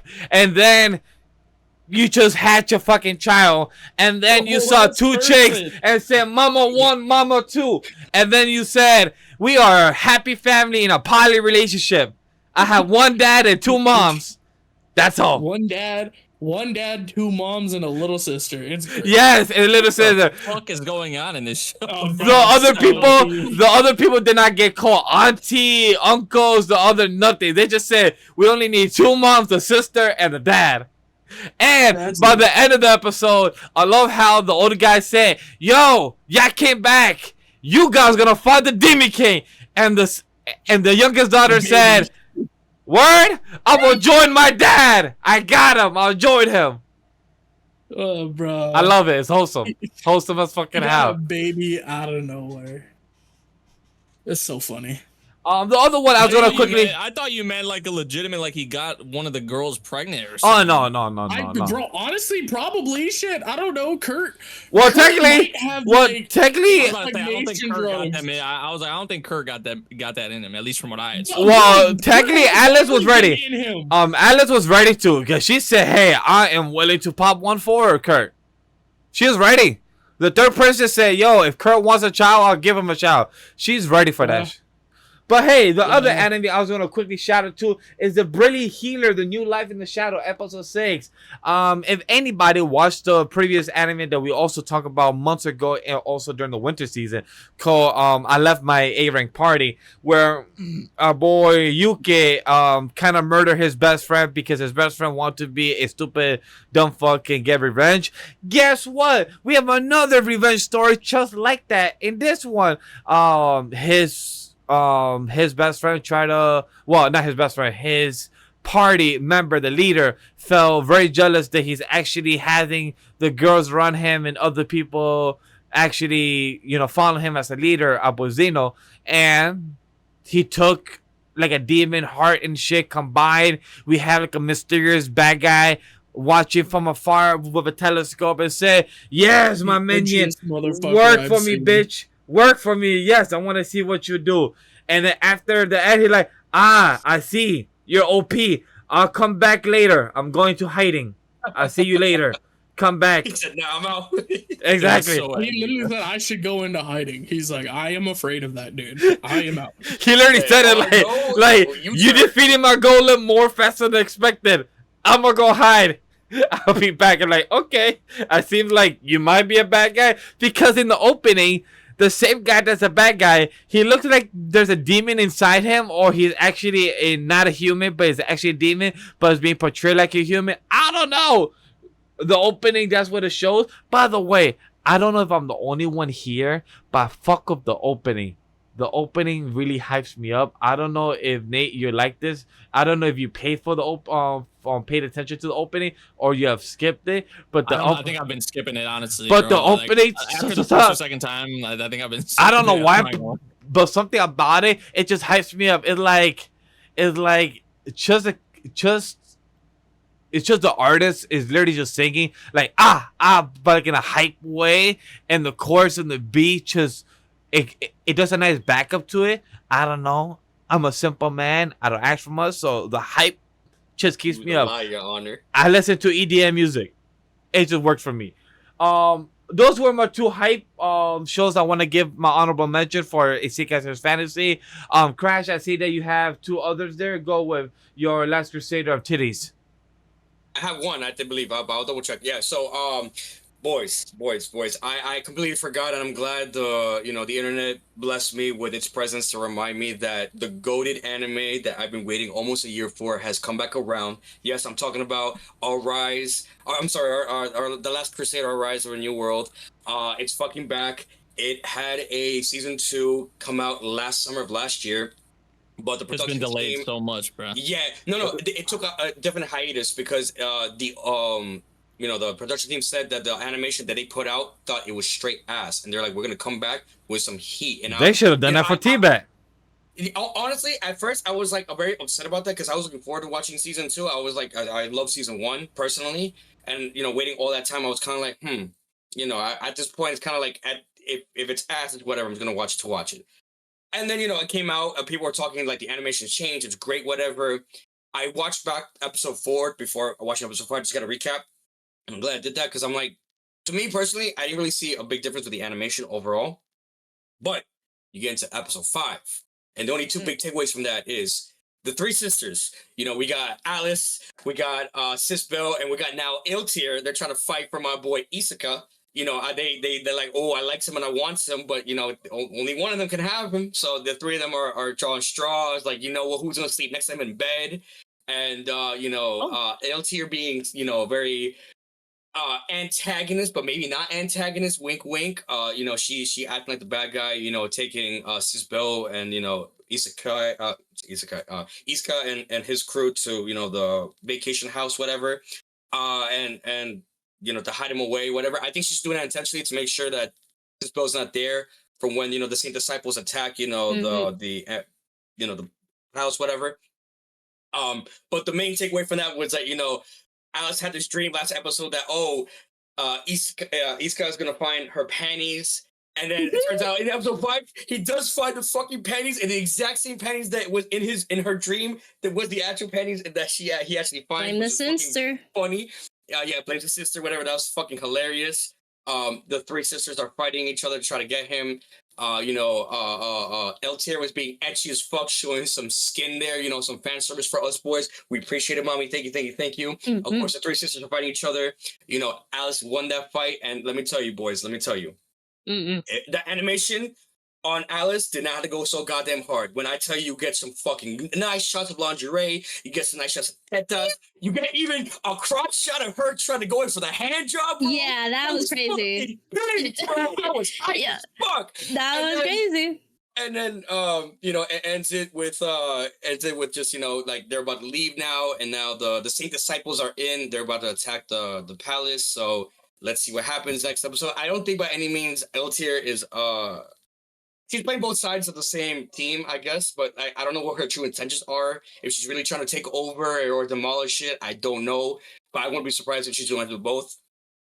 But the edginess, fucking missed. I had so many episodes of the week. This was my episode of the week. That just seeing that moment with Alice, I was like, nah, this is what the fuck I missed. This is what the goddamn animation has been missing out on for goddamn so long. Boys, watch it. If you haven't watched the first season, it is peak. It was on Funimation once upon a time. Shout out to them. But it's now on Crunchyroll. You can watch it there. 5 episodes are out. It's going to be recurring now every Thursday. So best believe that's going to be in my top 10 going forward. I'm so glad it's back. Shout out to Sora Aramia, who plays Alice. I love her because she fucking plays And Rent a Girlfriend, which is coming next fucking season. So stay tuned for that shit. He always finds a way. He always finds a way, man. I always find a way. Yeah. So yeah, that's my shit. That's my shit. I will say for like the Crusade one, I just want to chime in. I was a hater of the season 2 because of the animation change. So I am happy that they went to redo it because of how sloppy it really was. I still don't. Yeah, you remember that. Yeah, because I liked season 1, and then season 2, like the art style changed, and I was like, the characters look so different. Yeah, it looked off. And then the delays, I was just like, bro, I'm just dropping this on hold because I can't be bothered. I had it on hold. I couldn't say no to it because the story, the big takeaway from this anime, right, is you are two enemies. You have the good guy and the bad guy, but it's a matter of perspective. It's like Assassin and Templar. I have to bring that up, right? It's like, who really is the good guy at the end of the day? Like, when you really look at a war like that, like, is the witches really the bad people? Is it the Empire that's the bad people? Like, there are always bad people in this instance. And these two characters, these two MCs, realistically, Alice and Iska, they realistically just want the best for their people and they want to do good by them. So I love that, a forbidden love, a forbidden romance between two enemies, about between the sheets. I love to see shit like that. It's like Romeo and Juliet. Basically, they played that joke on season 1, right? When they were watching the Romeo and Juliet play, and they're like, I am happy that it's back with better animation than before. I still prefer the designs in season 1, but this is still great. I'm happy that they went back and redid it. The story, like where it's going right now, is actually enticing for me to like it's kind of like with To Be Hero X. Again, the animation is not my favorite, but the story's so fire that I can't stop watching. So I'm like, you know what? I can be a judgmental man, but I also know when to look past certain things, and this is one of those moments. I think let it cook. They worked on it for almost a year. Yeah, they did their hardest. I'm gonna judge it after the anime is over and give my final take on it. Done. Yes, very cute scenes, like you said, and sexy. Anyways, my question to you guys: do you guys really want to talk about the beginning after the end, episode 6? I didn't watch it, so I don't care to discuss it. If y'all want to move on, we can move on to the next topic. I want to give a shout out to I'm the Evil Lord of Intergalactic Empire, episode 6, solely for the fact because it reminded me a lot of Legend of the Galactic Heroes. You just have like the big ass like fleets, giant beams, like ships blowing up. You got wormholes, and like I'm just a sucker for shit like that. So that was actually it reminded me of the beginning actually of episode 1, because that's what we saw at the beginning of episode 1 is just giant ships, fleets fighting each other, just giant explosions and all kinds of like I love shit like that. So it reminded me a lot of just from that aspect in particular. It reminded me a lot of Legend of the Galactic Heroes. I would agree to that as well. It gave me the vibes of Voltron or like I've heard that in a minute. Yeah, Voltron, Star Wars, like seeing that intergalactic type of. I need more of that. Yeah, it was nice to see that. Like, I don't watch a lot of Star Trek, but like it gave me the type of vibe, like just having fleets Like, bro has fucking 3,000 fleets behind him, and when he give a commands, everyone follows. So it was pretty cool to see that. To see the politics aspect, because that is thing like in type of intergalactic warfare. Where like, hey, can I cross this type of sector? Oh, you can't because You gotta pay a fee. Pay a fee. Yeah. So all those things are very normal. So it was really great to see that, like, this doesn't have a lot of theories, that a lot of speculation type of conversation when it comes to the show, but it's more like appreciation. Like, hey, he, signing waiver. We also have a cat / dog / animal / pet / guide that's doing some interesting guiding as well. Can I say that's what we got the guide. It's like RMC has that. Oh, and then, like a there's positive the guide and a that's negative. going around. Like a positive that's guiding him into where he should go, but then the guide is looking for the negative emotions. The negative emotion. I like that. Yeah, it's like a little balance of yin and yang. Which that's something they're with Yasushi. They're kind of building up for. Maybe he's gonna do something, but maybe with all his anger, he's gonna actually become an actual swordsman. That's gonna be it. Mega Grem, you got any comments about this intergalactic empire that we might actually finally meet the princess that actually got captured, like 6 episodes ago, but that we never saw her again? So who knows? Well, I gotta be honest with y'all. Everything I read, this it's just thrown out the window too, right? Like, yeah, fuck me, right? Like fuck me and what I read. I don't know what's happening. This interaction is going a little bit differently than when I read it, so I'm excited to see what's gonna happen. But yeah, the guide, and the dog both seem to be doing things in the background. So yeah, I would say keep an eye on what happens because of that. I think it was funny. Oh, go ahead. For example, the dog kind of led Liam to somewhere he needed to be to make something good happen. Yeah, we went on a treasure island. We felt like I was watching the Pirates of the Caribbean or watching the One Piece. It was straight to the destination, straight to the One Piece without the journey. He was straight to the island and said, yo, I'm going to snag these treasures. I think it was funny how like some of Liam's dialogue when he was going into the control room where he changed the route or whatever, he was like saying like, oh, I knew he was gonna change his mind about letting us through or whatever. Yeah, he said, I use my sales tactics from back in my old world. I use my skill set from communication and everything. I'm like, you really think it worked? Okay. He's like, yeah, he kind of did this the wrong way, but like I knew he was gonna I knew he was gonna let us. So, let me just fix this for him. Let me fix this for him. And then the pirates freaking end up in the middle of the fucking battlefield. Oh, they got fucked badly. I feel bad for them. I was like, shit, yeah, I got fucked. All I'm saying is if you think it's funny that Liam just is woefully ignorant to the real status of what's happening and kind of just figures everything is going for him, get used to that, because there's a lot of stuff he misinterprets like that. It's great. I can't wait to see whether this happened. Oh, whoa! Thank goodness that person helped me. Oh, wow! It's great. It's great. Sometimes it happens like that, but since we're not doing our boy T-Bat, let's get straight into the rom-coms. I see we have a few options there already. Some Gooners shit. Crash, want to talk about some Gooners? Yes, sir. I'm glad we're getting this out of the way. Okay, Makina is a love robot. Is a very ecchi anime. It is not something you can watch without getting a subscription to Ocean something. I don't even know what the fucking name of it is. But shout out to a very close a dear friend of mine, MemoryNK, who blessed it, who is the GOAT. If you ever need any kind of animes, you can't sail the high seas, he is definitely a good source to bless it to any kind of animes out there. Who was able to give me that episode. I was able to watch it, and all I'm going to say is I was able to watch this week's. I was only able to watch episode 5, but from what I had seen, it's just a bunch of ecchi shit. I love it. I have been having a blast watching, as opposed to the fucking yandere elf, but we're not talking about that piece of shit. Yeah, so and I'm gonna try my best, Grem, and I did practice. Aharen-san, The anime. Yeah. That's it, right? Oh! The beach episode, which really wasn't much. I was expecting more. It was okay. I don't know about you guys. What the hell was our dude wearing That's in a A Aharen-san? speedo. What A the- speedo. I know, but like I'm watching, I'm like, bro, why would you pull up with this, bro? Why would you do that, man? And nobody had a reaction to it. Nobody, like, I guess, like with him, it's just kind of expected. It was a cute episode, but by no means it was the best episode.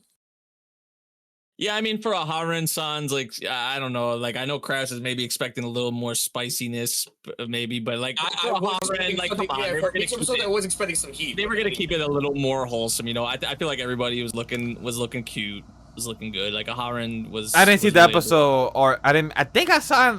I don't remember, but I You don't didn't think. miss much. The jokes hit, but I mean, nothing substantial story-wise had happened, so they just went. I really like the scene at the end where they were both like, it was like really early in the. Oh, the morning. sunrise? Yeah, the sunrise. Yeah, That that was was a cute that was a moment. really cute. Yeah, it was a nice episode. Once again, it's just always a good time. I feel like with Aharen.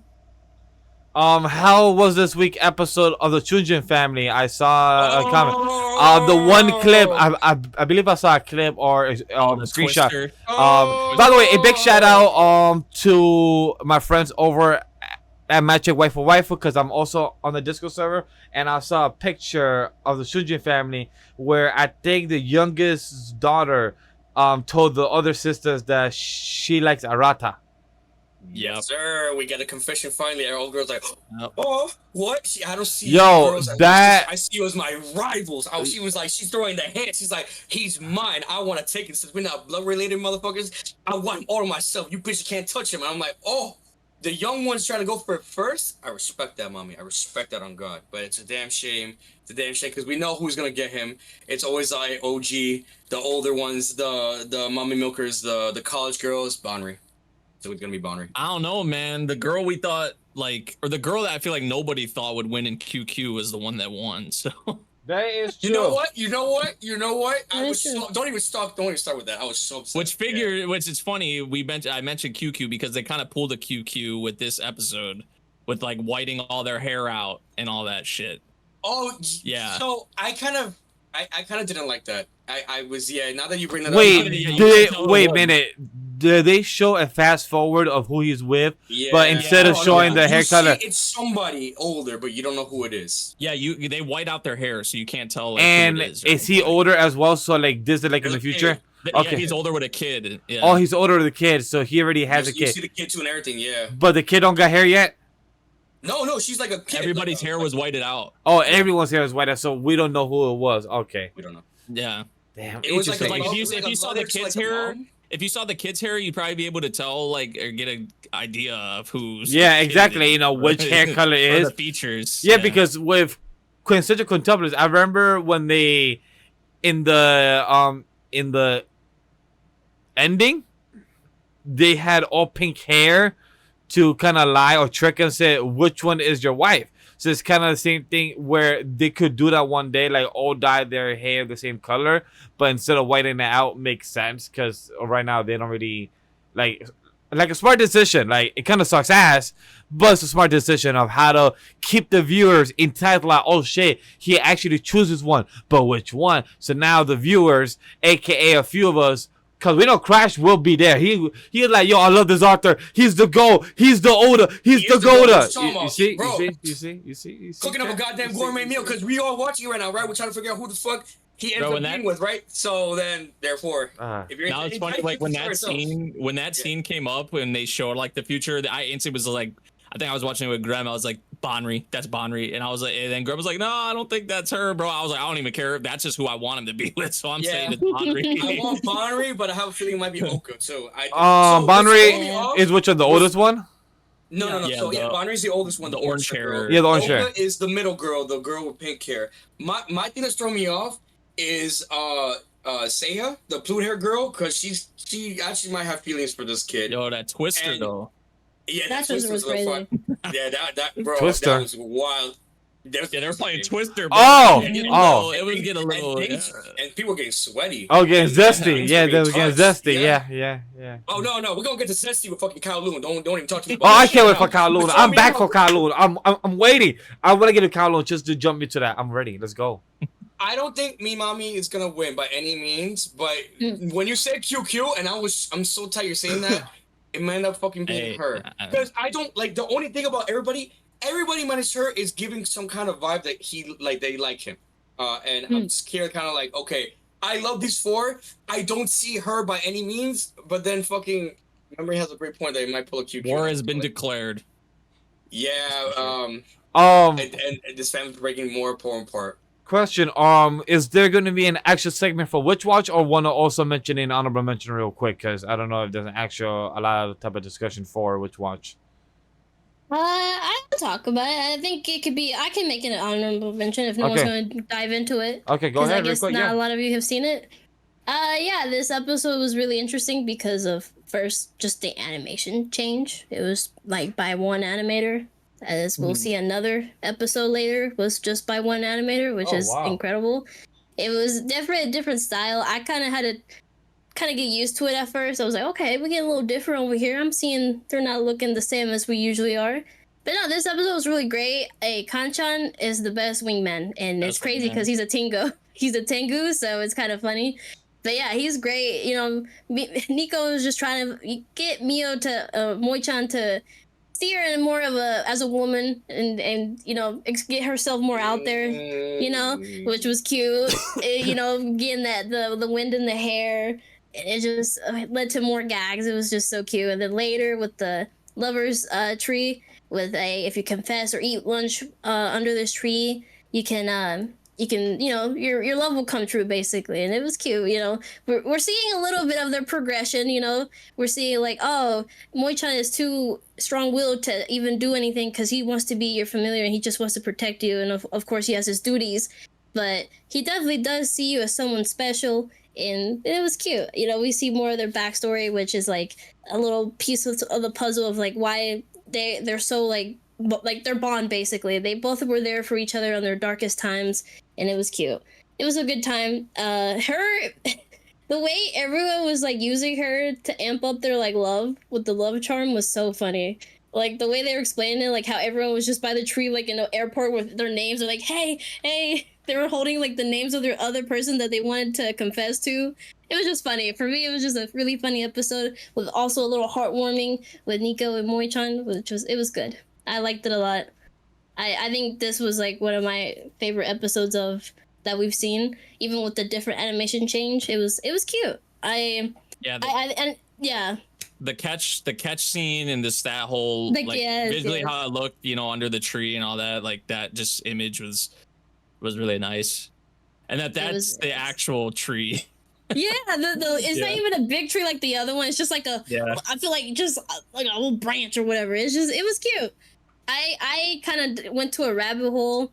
And also we met Keigo, which I honestly went to a rabbit hole during the week, and I was peeking at the manga because I wanted to know more about Keigo, and he's great. But also I found out some things about Nico and Moi-chan, which was really cute. So that's why this episode really hit more harder for me, because I know some things, and I'm like, oh, that's adorable. So it's just it was really good. I love Keigo. I'm so excited we get it more into him. But yeah, good Rich Watch episode. Really good. Yeah, it was nice. I enjoyed it. It's always a good time. I feel like it left off on a really good note. Yeah. Though, with that. In the reference, okay, well, I take it as a reference to Blue Box, like with the sports thing. She was like, I just want to focus on my magic. Yeah, I was like, oh shit.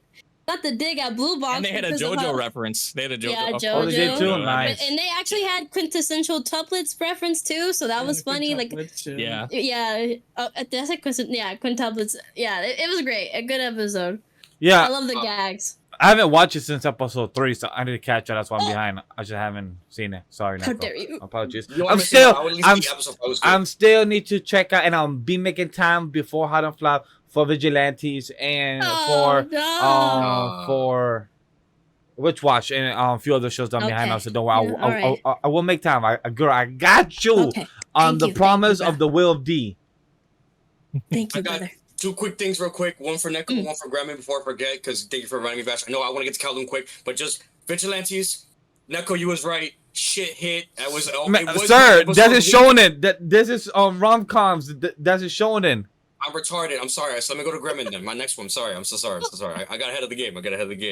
Takamine-san, what's your beef with that? It was a great story, bro. I don't know why we hating on this. We're not gonna make time. We're not gonna make time for a full Takamine question. Go ahead. Let's see. It was a great story, bro. It was a great story. We're finding out more about the lore between Takamine and Koshi, and it's building. Yeah, it's Gunner, it's Ecchi. They were playing a little role playing. You know, they were in the house by themselves. It was cute and everything. I saw that pic. Yeah, I saw that pic. It was good. Okay. Even in manga too. If you guys read the manga, which I am too, I'm reading it at the same time as the anime. Fucking. Golly. So, Gremlin, what do you want to defend yourself or answer the question? For what we're talking about? Bruh. Takamine-san. Why do you hate it, or why do you hate the episode or something he's asking? Okay, my thing about Takamine, right, is that, like, look, the anime is bad because it has to get past the bad part of Takamine-san. See, the thing is, she eventually loses the cold exterior, you know? And she's really just a tsundere at heart. And we like tsunderes. Exactly. So there's I mean, you like it? I mean, later, yeah, she's really cute. Look, she's cute, okay?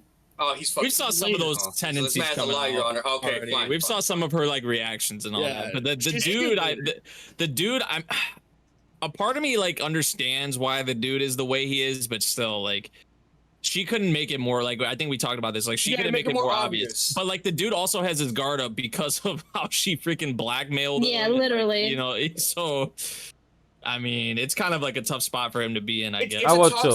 It's a toxic relationship by no means it's a normal relationship, but the fact that there was lore between the two is actually like at least it solidifies like a plot point for them. Like it's not just they just know each other and they know each other from before because of school, whatever. Like at least there was something, and it's just like this guy is so stupid he doesn't remember it, and she's just trying her best. But again, it's tsundere, so it's very hard for her to kind of like tell me that I love you without saying that I love you.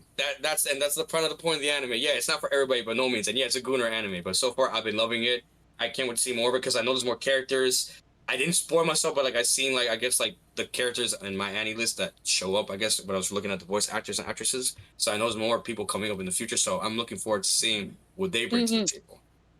But hey, Chad, you know what you could actually bring to the table is some conversation for a series called KOWLOON. Generic Romance episode 6, and I finally caught up. I was behind since episode 3. I caught up 3, 4, 5, 6 all in one day, and I'm excited that I may catch up. Great binge. I'm gonna tell you my quick thoughts so we could jump into episode 6. This series confuses me more and more the more we watch, but also I try to understand the more and more we watch, but then it makes me ask more questions the more and more we watch. The tongue of this dual gender being a snake put inside of Kojiro's mouth with no hesitation, and I love how the assistant asked, "It was very weird of you to do that. You don't ever do that." He's like, "Yes, but it tasted good." I'm like, zesty as hell, my G. And also having the control of a split tongue. I've known a few people that have split tongue, but to have the control of that shit, it just be freaky as hell. And I've seen Dojins. I know where that's going. Yeah. So KOWLOON. So this is my last comment of like, if people want to go to Discord, join the server, right? There's a whole comments and pictures, mass screenshots I posted. But this is my understanding. So KOWLOON is a perspective on the person connection of the past or unawareness of the space that is existing still unknown of the variables because they're still in factor. Also, could be in energies of Hong Kong, since we're now adding to the supernatural aspect. But the Genotera, the thing on top, could be also be mixing the energy that is from Hong Kong with the Genotera and making a new type of chemical X that is causing KOWLOON being with that effect. Memory and Gremlin were talking about this episode not too long ago, and you guys brought up a very interesting point, if you guys remember, about KOWLOON. Well, with this episode, they solidified that the second one, because we got the lore or whatever about, or well, it's actual legitimate, like, you know, actually happened. It's confirmed. Yeah, KOWLOON was demolished, and then they made another one, and that one is gone as well. No, it's not. It's Yeah, gone. that- It's gone for other people perspective, but for other people, it's still there. No, there's 3. So there's No, the there's first, three. the There's three. original. The second one, Something happened Yes. to the second one, and that's the why third one was is the there. one you're talking about. Yes. Vash. Yeah, the third one is the one that some people can see and others can't. Yes. Yes. Yeah. Yes. So that was kind of solidified in this episode, I feel like. And I don't know, man. I still Yeah, because when I first spoke 4 podcast episodes ago, my theory was girl was a clone, but then in a way she is a clone, but not the original clone of that person. Because for other people, like for example Gwen or the old man, he was entering KOWLOON, but then once he entered, the old man from the 3rd version of KOWLOON, he disappeared. So now there's only one existing of that old man. For Gwen as well, when he re-entered, that old Gwen disappeared. But then for Kajira B, once she died, Kajira A still lived. No, so my Perhaps. thing with that is she's a whole different, like, I don't know how to explain it. She is but an she's just anomaly. Yeah, she's an Yes, anomaly yes. because if it was duality, right? If it's the same person, then she would look the same as YAIBA. She would look like older with the glasses and everything. But the thing with her is she looks younger, and she has a whole different mentality than the original. So for her specifically, there is something in that specific scenario with that circumstance that's like really throwing me off. I guess there's just more to the story that we don't understand yet about that. So I'm not really focusing on her too much. We'll find out more about that. My focus is more on like what everyone has been telling me with Kudo, because everyone's saying the earthquakes, Oh yeah, that's just been happening for the past Yeah. couple of days, it seems like. But now this was also like the biggest one. earthquake. And also when I was watching the episode, I believe Neko jumped in during my watching, and she said that this big exposition / info dump that they gave us in this episode, it was mixed from the past and previous episodes. We should have learned this already from the manga, but in the anime they're doing it all in one episode as an info dump, and it felt kind of heavy because there's a few times I kept going back every other minute just to rehear what they're trying to tell us and also comprehend, because it was a lot of fucking exposition for what we were been having there. So they was confirming a few things, but also leaving a few things open-ended too, like the earthquakes. Was that only KOWLOON, or was that the outer as well? Your guess is I am waiting until everyone's done because it's a lot of stuff that is pretty interesting. No, I was reading some comments actually after I finished the episode where people were saying that like a lot of the changes and cuts, like they made, I don't know if it was with this episode or if it's just as a whole with the series, but like a lot of the changes and cuts they've made, like it makes it like I think the comment literally said like I was like, huh? Like Yeah, like what they're Okay, so I also wonder that, like, probably are we getting more confused because the anime is trying to do everything in one 12 episodes? So like, are we getting more confused and not able to understand? So Neko, help us out here. Are we fucking lost and stupid, or what's up? So yeah, so this is the other series I was reading because I was very curious on like the direction it's going, because of course it's updating, it's adapting each volume. So yeah, there's a lot of info you would have already known about, and then that is still being cut because of course it's trying to sacrifice some info that it can't really hold up all together. So yes, you would all by this point we already know about the Zirconians, because Yeah. Hebe, I call him Hebe. You know, Hebe and our boy Gwen, there's so much stuff that is not in the anime that they've been kind of hypothesizing about Kudo. They thought Kudo was a double. That's why Hebe did what he did with Kujirai, just to test him. Like we talked about with the Eden stuff. He was just tempting him to see like a reaction from him. That's why, it makes sense where he was saying, ooh, tasty. I mean, I just wanted to give her a little taste. Realistically, he was just doing that mostly to see Kudo's reaction. He at the time still thought he was still a double, and that's why you're supposed to get that impression. Wes, that's why the reveal of him saying like, "Oh yeah, I killed her." You were kind of thinking like, "Oh shit, what is going on? Is Kudo actually Kudo?" But now with this episode, Gwen he thinks yes, that is the real Kudo. But we still have to see if he has to meet him and stuff. Like, there's so much stuff that has just been cut that is like, I get it in the anime form. You could be like, oh, okay. I mean, yeah, this is interesting. But there's so much that is like, and then things that you don't know now, which I think they kind of tried to add it in the last episode, where Hong Kong is in the future. Like, there's floating cars. It's in the future. That's why. Also, Gwen and Hebe having a zesty type of relationship, but it seems like they're having turmoil of our boy Hebe is trying to be disconnected, and the father, and they're trying to resurrect their his dead brother or the dead son of the father. Oh, so he's dead. So it's the son. So so that stuff was supposed to have been last episode, but they tried to put it this episode. So before Gwen came to so until the reveal of like, oh, the driver can't see it, him and Hebe had that argument, which they did add in this episode, and plus the phone call with the dad and all that stuff, just to make it like understand like, oh, that's what happened to Gwen to get to this point. But there's so much underlying with that relationship, even that you don't know right now, and they haven't really showed it a lot, with Hebe having a turmoil of being like,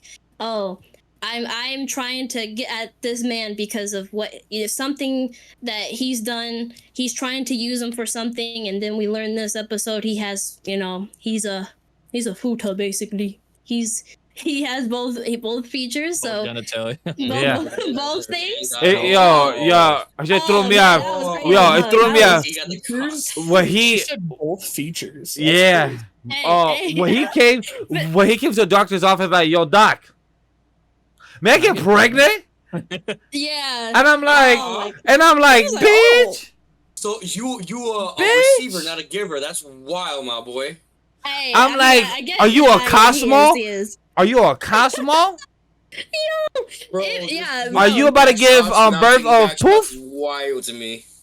So yeah, there's a lot of stuff that isn't been told yet. Like, of course, like we saw this episode, he lived in Kowloon.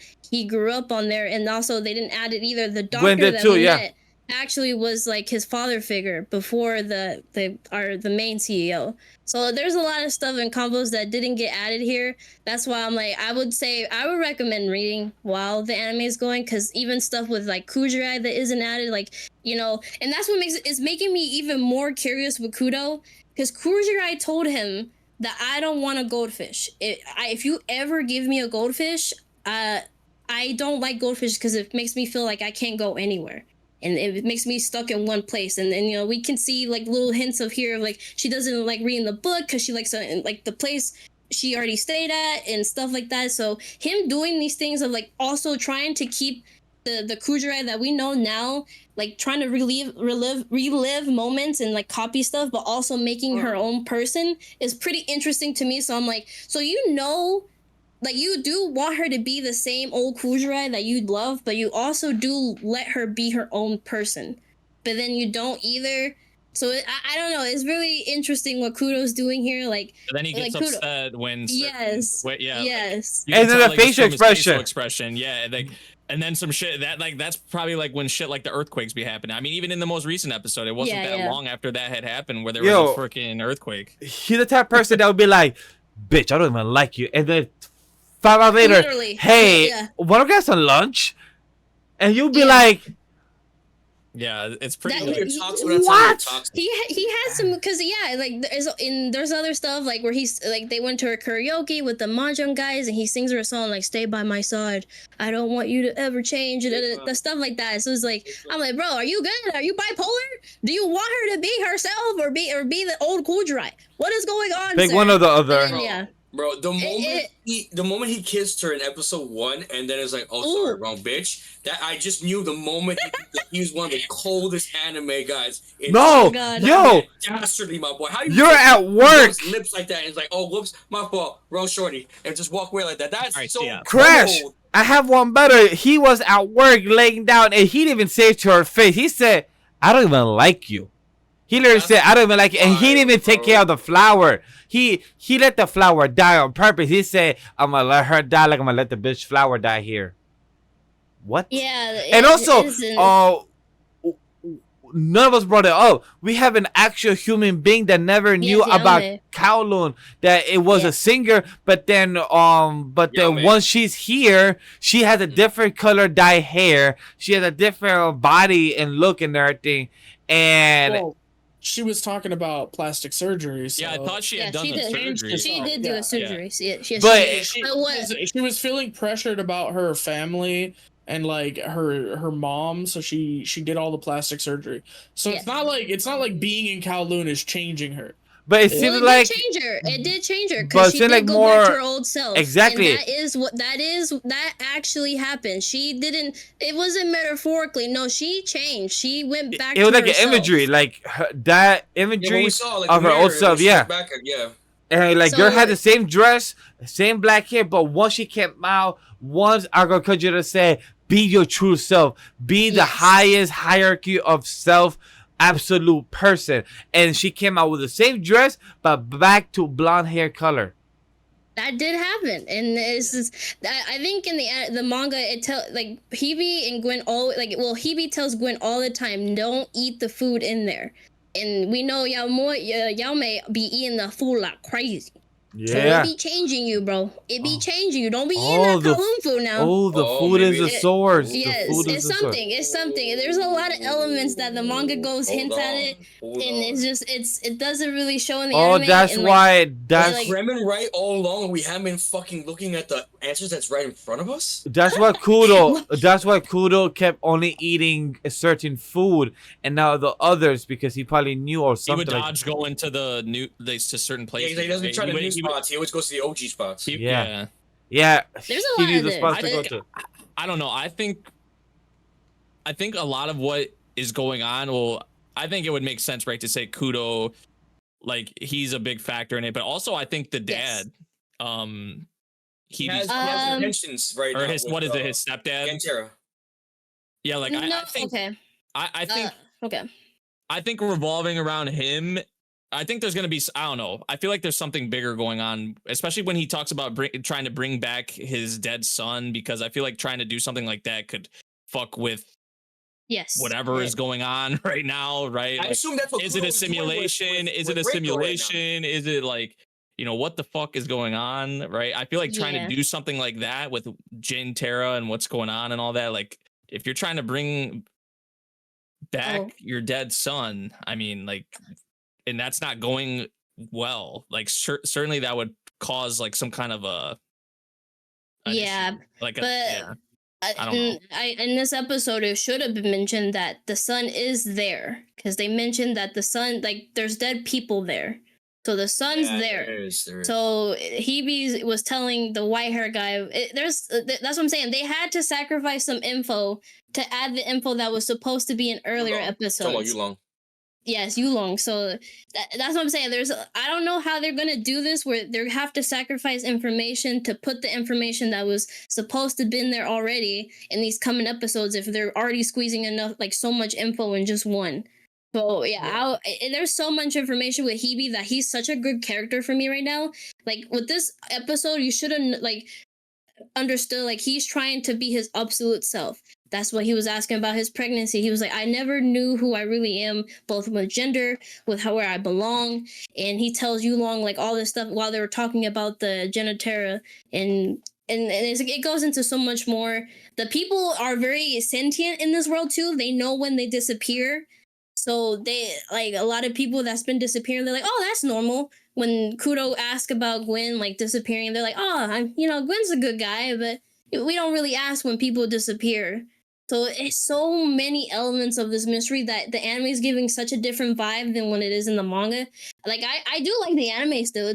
It's good, but when you go into the manga, you're like, oh no, there's so much like underlying that they're not putting in the anime, which is kind of sad. But it's still good. For just an anime only, you're like, oh, this is great. But like reading the manga is so much more to it than what the anime sadly can just only portray because of what they're doing. So I don't know. I do love the anime, but I would recommend just reading the manga while you're watching it, or watching it, so you can understand more other things that they can't really show, sadly.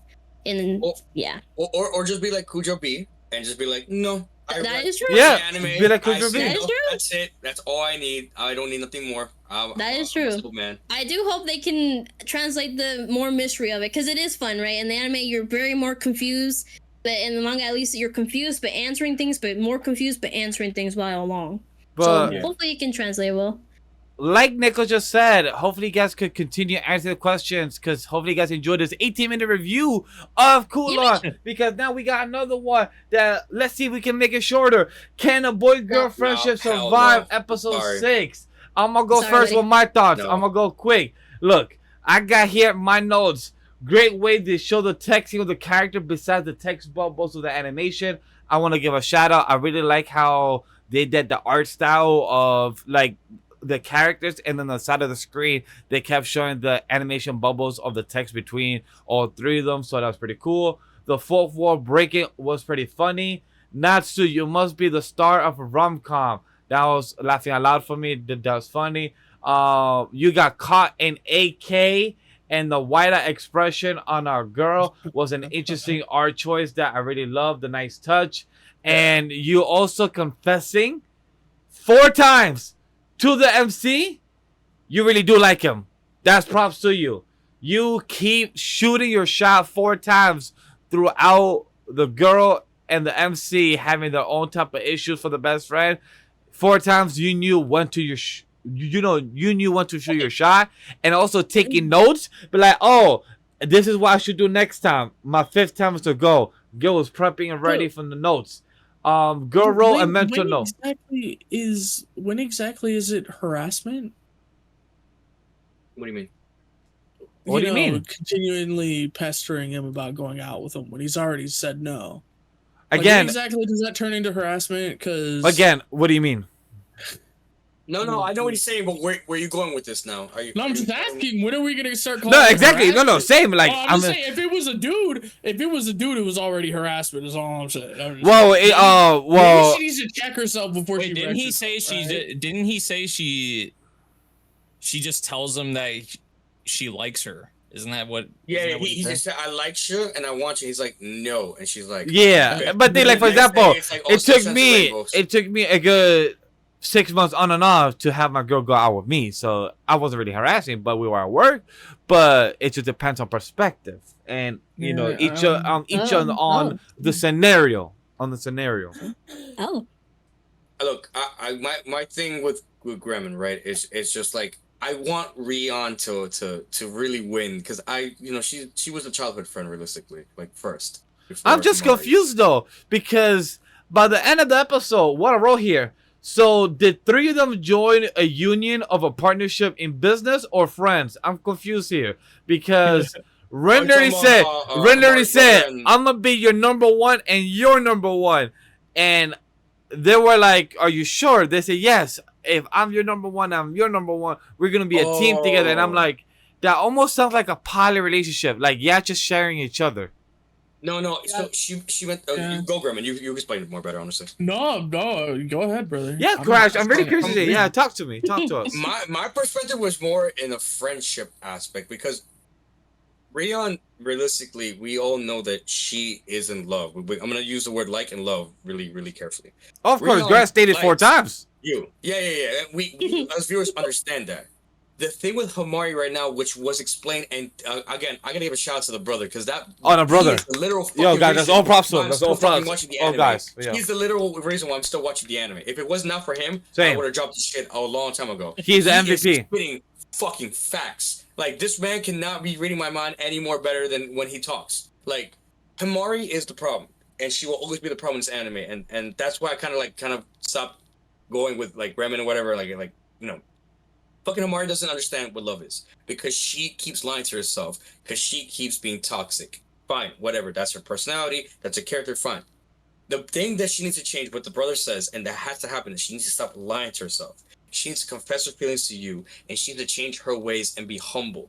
Otherwise, she will realistically lose this battle with Rion, and you know, you will go with her, and that's it. That's that. In terms of what she meant when she was talking about, you know, supporting, I will assume, because I understand, but I don't know if it's a full understanding. I assume that she just wants everyone to be like all like great friends and be together forever kind of way, because she's met like these two people. Well, she's known them before, but she's now met, you know, Hamari. She knew you when they were kids, but now they're actually like closer now that they have reconnected after a couple years. She has met some, I guess you could say, friends, well, students, and she doesn't want to lose that connection, that relationship, because we don't know if she has other friends outside of, you know, the school. We've only seen her just by herself right now. So she just wants to be friends and cool. Look, sir, Crash. Crash. I want you to understand. I don't care about her whole backstory in her life. All I know is that she literally said, "I want to be with you," and I asked you 4 times, and you kept saying no. So I'm gonna still be here, knowing that I might lose this race. I might lose this race because her mind still hasn't even made her choice. I'm gonna say a line of what the brother said: "If you can't help each other be better, you have no right to stand beside him." Exactly. She and Ren is choosing to be beside him for now because she knows that right now she's on a losing race because she has no type of connection, because we have our MC willing to drop his career, his business, his passion just to go to Tokyo, even if the girl that you first has a crush on ask you 3 times beforehand and you chose not to still. So like, and remember though, No, go ahead. I remember the brother said the previous episode too. To I think you was like you can't feel guilty because you like both girls. Oh no, it wasn't the brother. It was the best friend Shiunji. Yeah, best friend. He was saying like you can't feel guilty because you like both girls. Like you know you like one when you were a kid, and now you like one now because you've been with her since all this time. So you're gonna have to make a choice in between that, which retrospectively makes a lot of sense. Like, yeah, you got 2 girls, and like I've been telling everybody, this could end one of 4 ways. He gets 1 girl, he gets the other girl, he gets both girls, or he gets no girls. And because this man fucking sucks ass at getting, you have too much optimistic for your harem route. Also, you have too much optimistic, Crash. It's not a possibility because both girls could actually swim both ways. Like, you know what? Like I said, the end of this episode could have implied as a poly relationship. No, there's no way, bro. Stop coping. Look, almost at the last line. Our girl Hamari was literally telling the MC, "Don't get lured by the cookies. Don't get lured by the traps." That's what I'm saying. Don't fall for the traps, my brothers and sisters. We know he. I mean, realistically, what's her name? The Ren. What's Mark? Oh, Ren. Oh, Rion. Ren, yeah, Rion, yeah. She's the better girl, bro. Oh hell yeah, she is. Like personality wise, just she. Girl really was sniffing his pillow. She is the better girl, but she's not gonna win. I mean, we all know it, which is just pains me to say, but I don't really care much about this series, so Bro, I don't even really care. I don't even really care. I don't even really care about the outcome. It is kind of funny though that after the, I don't know, kind of how crazy I guess the things were in the past couple episodes, we kind of now have reached a point where things are kind of calm, I guess, if you'd want to put it that way. Things need to change or else it's gonna be the same bullshit and we're gonna get bored. That's kind of where we're at. I mean, and also like Hamari, like I'm still not even convinced like that she's gonna take her brother's words seriously. Because even when he was telling it, like, because he was spitting, and even like at the end, she's just joking around like, "Oh, what exactly is a lie?" or whatever the fuck she said. Oh, he put a break. He said yoink. She's trying to like tread the line of like it's just in her nature, I guess, or I don't even know. Showing in my Jordans. Yeah, no, bitch. Just say how you feel and let's move on. Come on, let's keep moving. But Grem, you've been unusually quiet. Oh, maybe it's not that simple, boys. Maybe saying how you feel is the hard part. You ever think about that? Maybe it's not that she doesn't know what's going on, or maybe it's not that she's unaware. Maybe it's that she's afraid. You know, she's afraid to mess up their relationship. You ever think about that? Maybe it's not toxicity. Maybe it's just fear. You know, maybe that's what it is.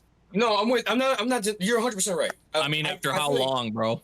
No. Look, And then the way man, she it's not that simple, and bro. then the way she Damn, acts, bro. and then the way she acts, and then she backtracks, It's not and then that simple, brother. bro. I mean, come Like, on. you gotta test the water sometimes. I don't think Grem is wrong by any means. I have been in that situation. Trash ass before. series, bro.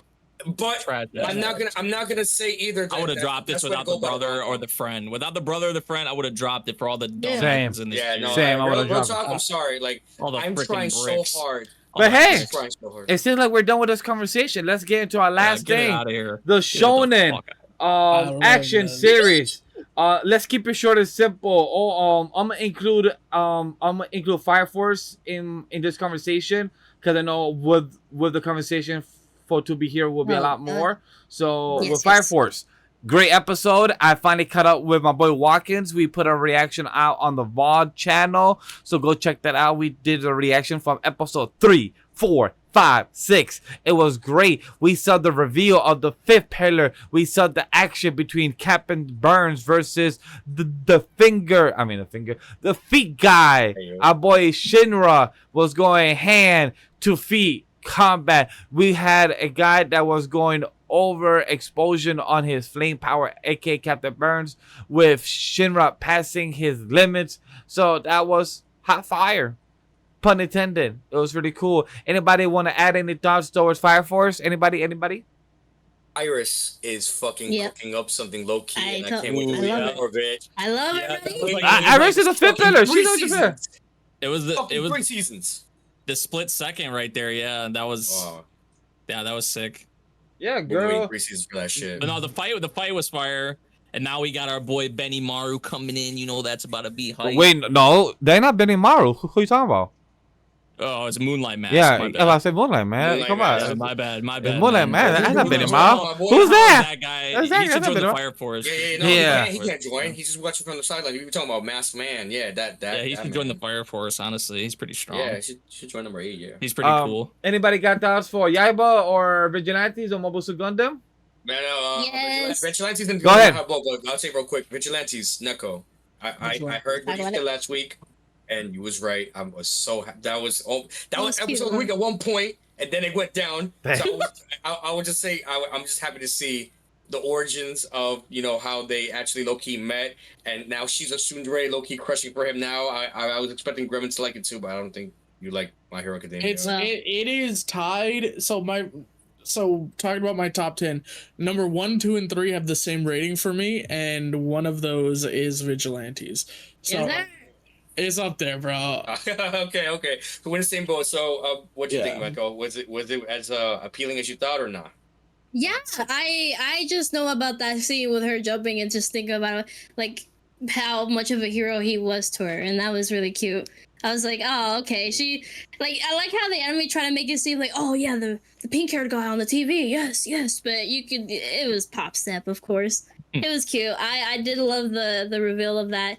And it makes sense because even in the first episode, she sees him gliding or doing just going off, and she looks at him like she's like, and and I was wondering about. I was like, why would she just? I honestly, with his power, you would look at him and be like, "What the? Who is crawling over there?"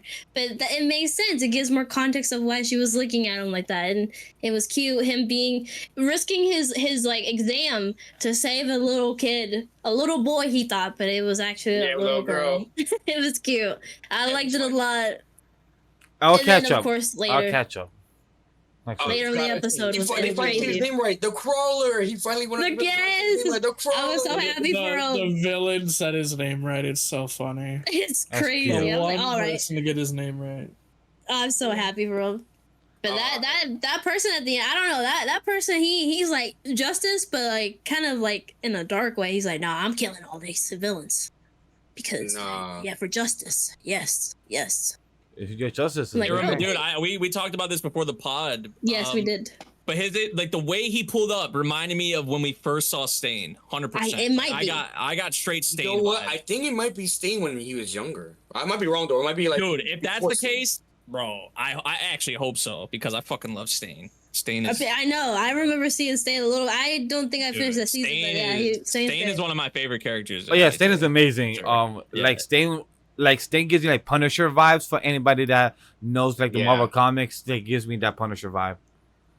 I hope it is him. I don't mean, mind. jeez, that would be sweet. It didn't like I don't know he might have been like he must have slimmed like a lot. Like I feel like the dude was pretty skinny. No, You know, he Yeah. was really skinny, but I mean, a lot of things might have changed. Well, I don't know. Like the build just looked like was a probably lot the armor, different. right?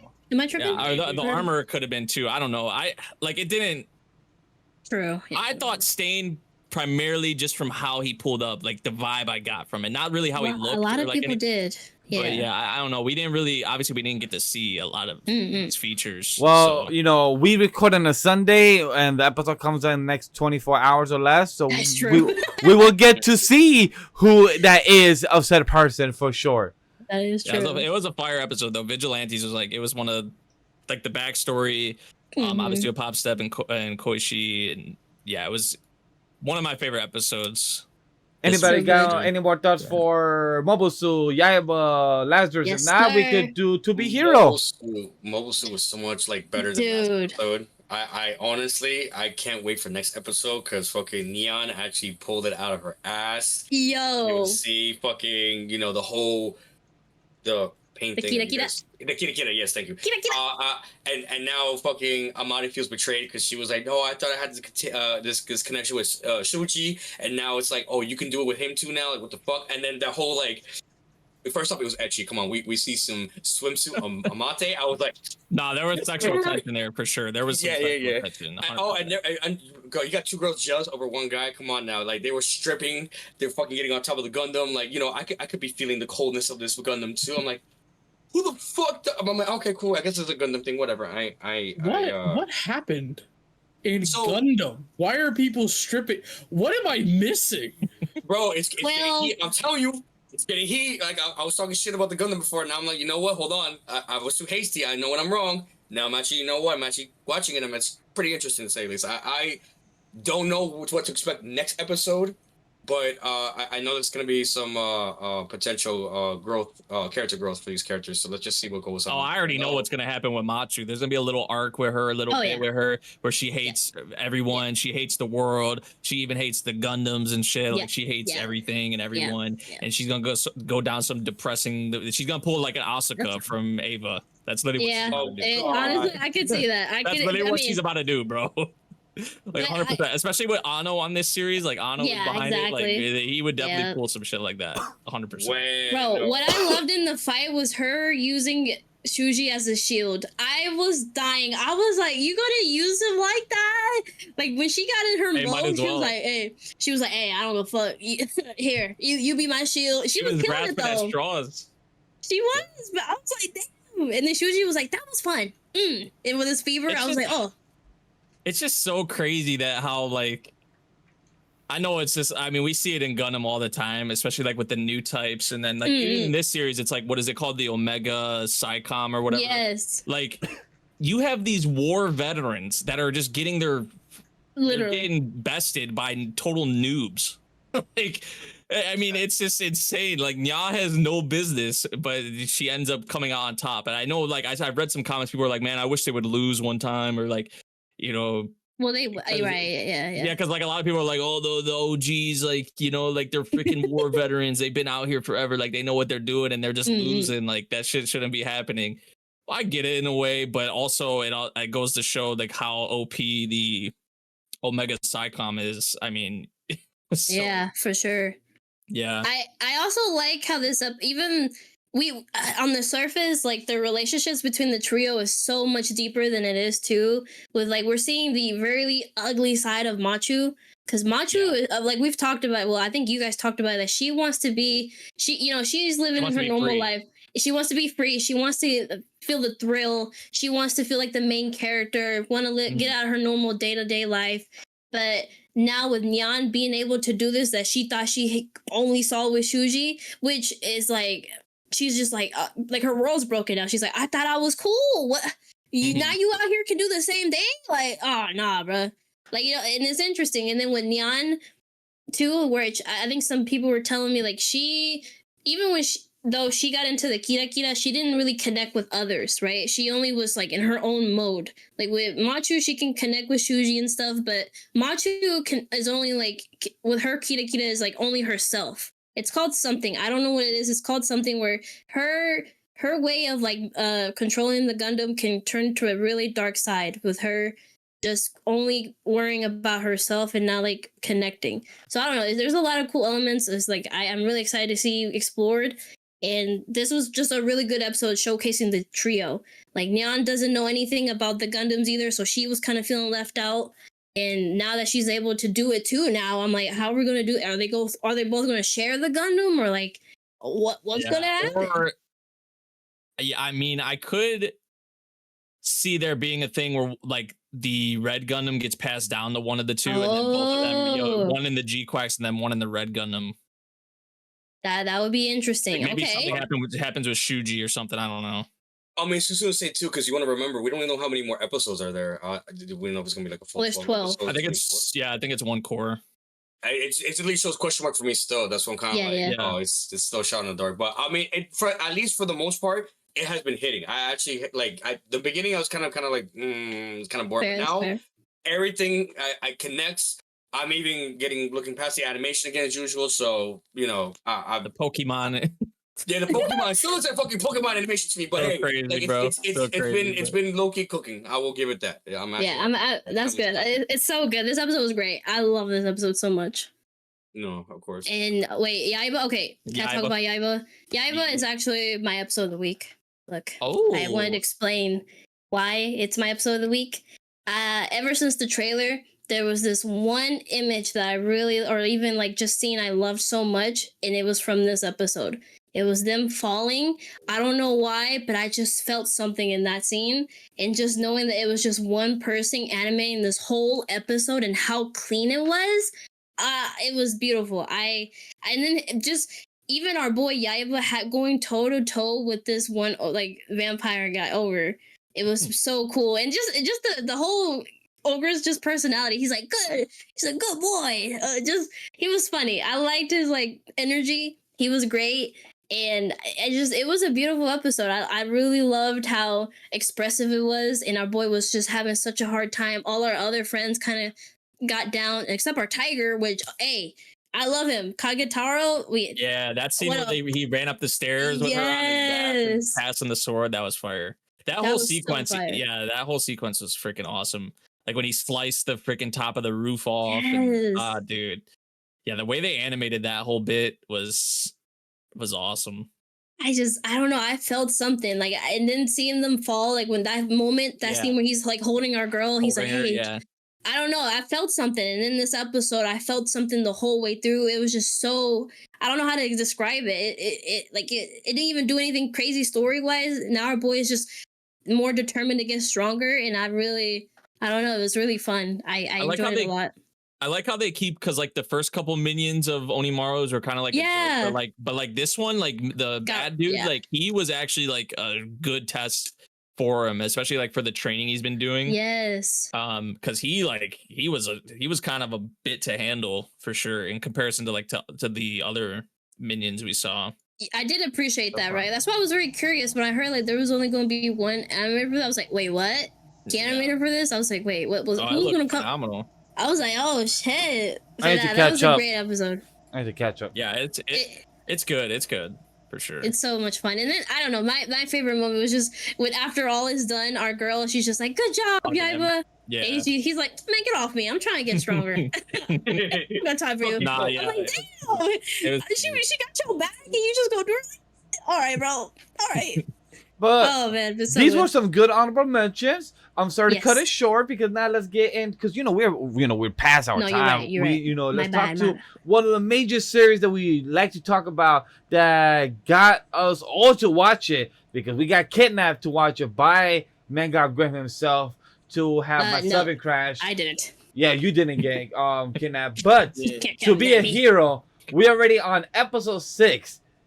Grem, Mangod, I want you to go first. Talk to us quick. How do you feel about this? Can we cover this in 8 minutes? Let's go. No, Unfortunately, No. they didn't shoot Isol. that's crazy. Damn. Okay. Copy. Kill issue. Maybe next.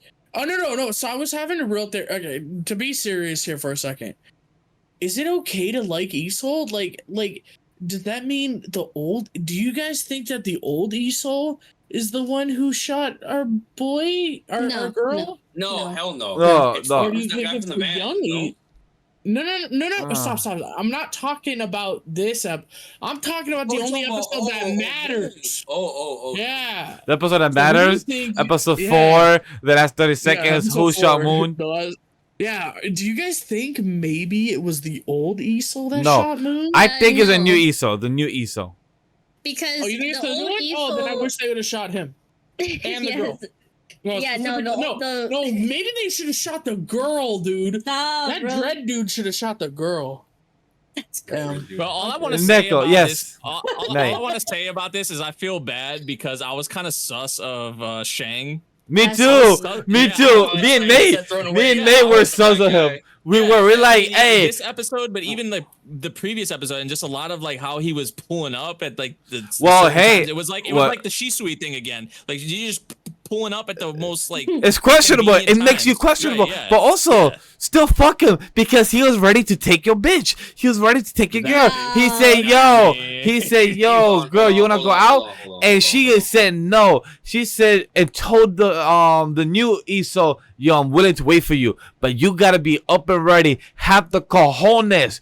Don't have ready to have your balls drop to the ground and say you're ready to go out with me. If not, I'm not gonna wait for you that long. Is what she said. Yeah. That's a Yeah. fact. Bro, all the signs are there, man. This dude gotta like I said You it in just previous episode too, yeah. bro. Like you gotta pull the trigger, man. As I'm telling you, he has Come no on, cojones. bro. The balls Like, hasn't dropped for him. Hear me out, right? Here's my theory. I could be very wrong, but I'm just thinking this you can go like this, right? So he's dead, right? And now this girl is gonna be like, you know what? He still hasn't made a move on me. Iso hasn't made a move on me. I still kind of like the dead guy. You know, I kind of want to like.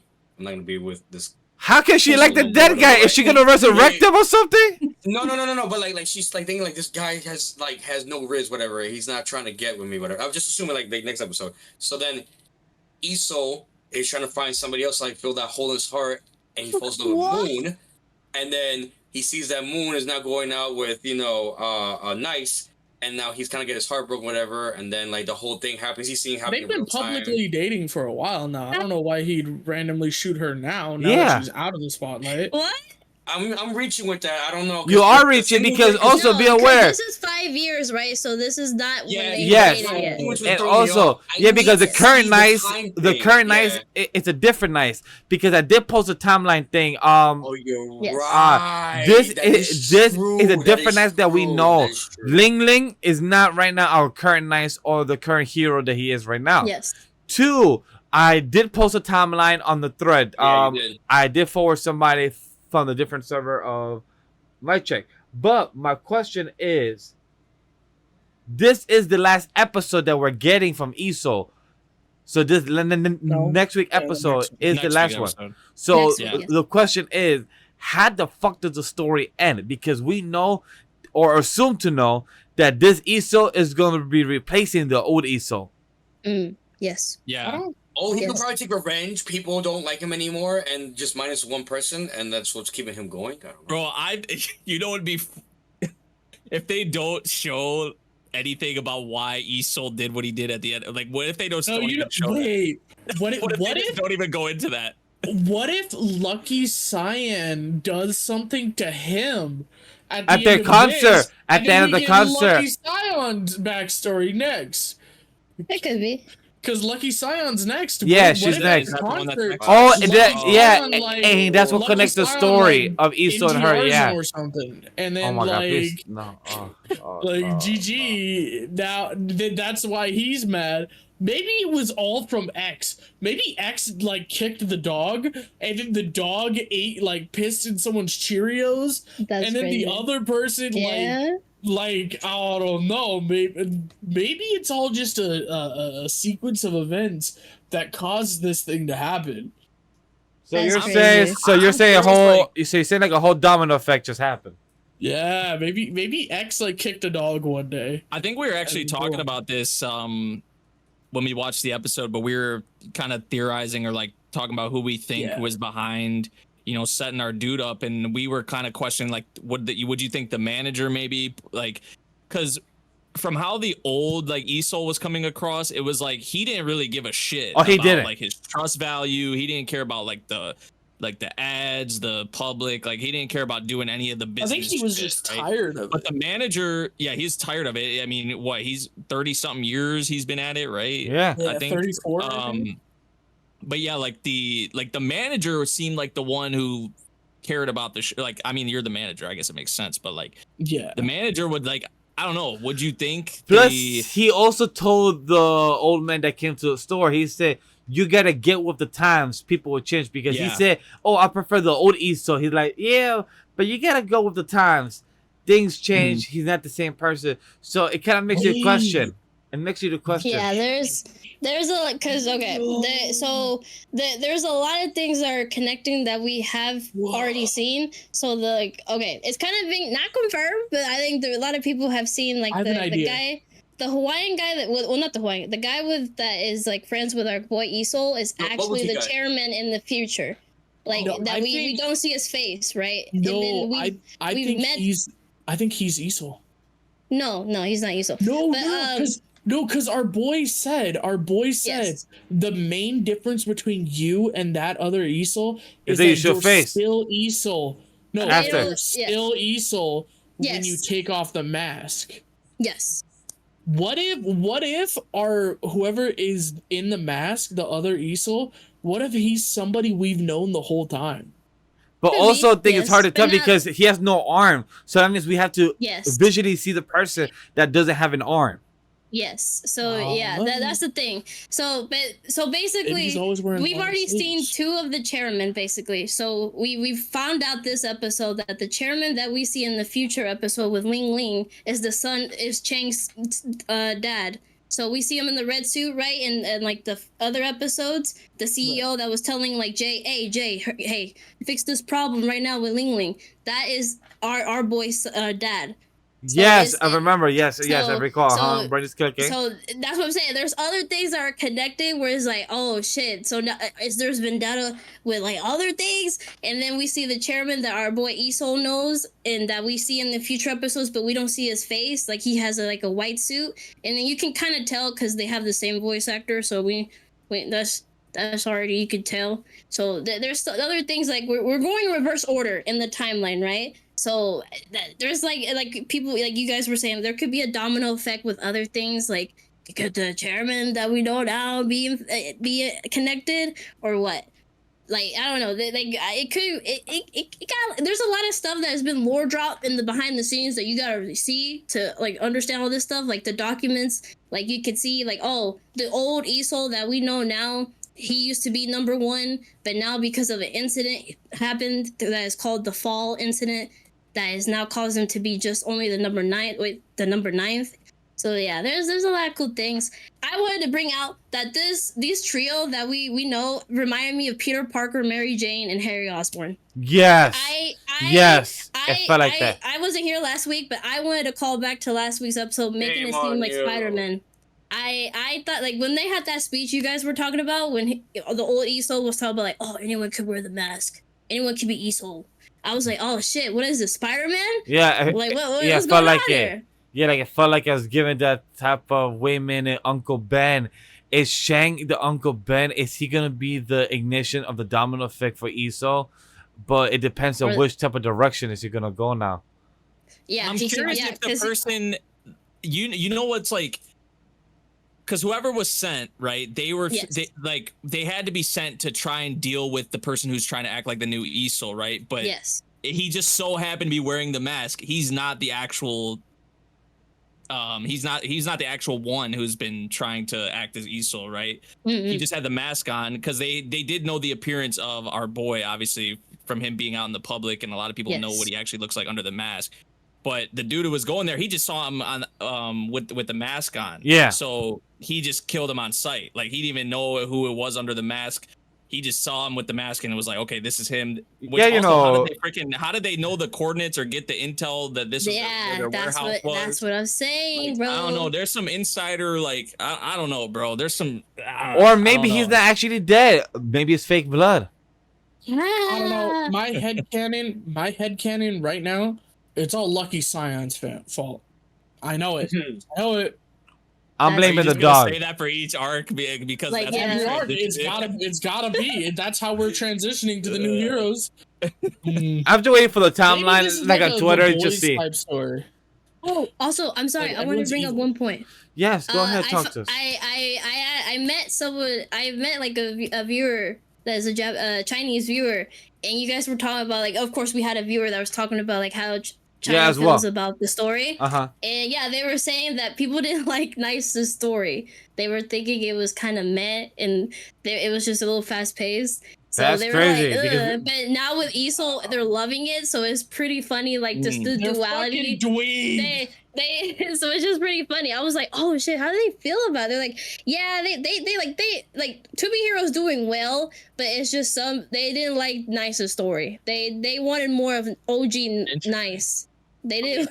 They were like, ugh, episodes left. No, I mean, they're personally, really even for the tasty. Isol stuff right here, like I know we've only got like little bits of the OG one, but I feel like I would have much rather focus on like him. yeah. Yeah, bro got scars, bro. Yeah. Bro's benching or something, doing something, and just going in and walking around with a mask, and then walks through a portal. All his fucking helmet and armor just connects to him. Fake arm and shit. I'm like, oh, bro has been Like, through how did battles. he get to this point where he just don't really give a shit anymore, right? Exactly. Like, Bro Well, been he's through over it. it, but That's what I'm saying. There's PVs explaining that. You gotta do because he's been through it, bro. He got betrayed by a friend. It is crazy, bro. because like if he really doesn't care, then he should be like.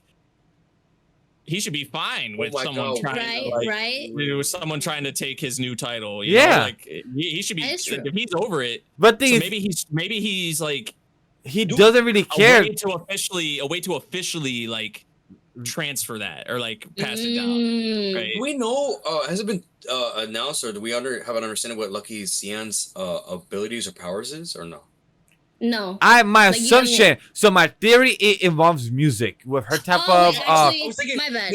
maybe she enticed Isol to kill Moon, maybe, and we'll find out more about that like after this part. Or I believe whatever. Gremlin No, I'm did. sorry. I believe Gremlin did say that her- in the beginning of the segment. I believe he did say said that. a theory like that. So I heard I'm sorry. Her power is just luck. I'm sorry. That has been confirmed. She just is really Really lucky. based on luck. Makes Yes, makes it's literally- sense. she's Damn it. lucky. So I gotta roll the dice to see if I get a. It reminds the me- one time, it reminds me of one time Domino.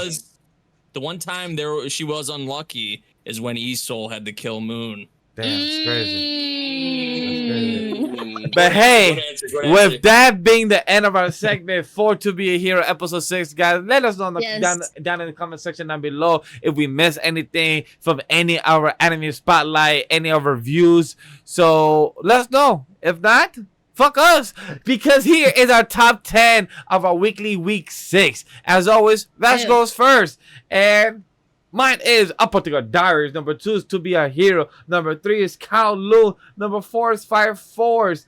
Number 5 is Unaware Atelier Meister, because my boy became a daddy with 2 wives. Hey yo. He literally came out of nowhere, had a kid, and literally the kid named 2 wives, and then has an older sister. Just fucking crazy. Number 6, Can a Boy Girl Friendship Survive? Number 7, I'm an Evil Lord, the Intergalactic Empire. Number 8, The Brilliant Healer.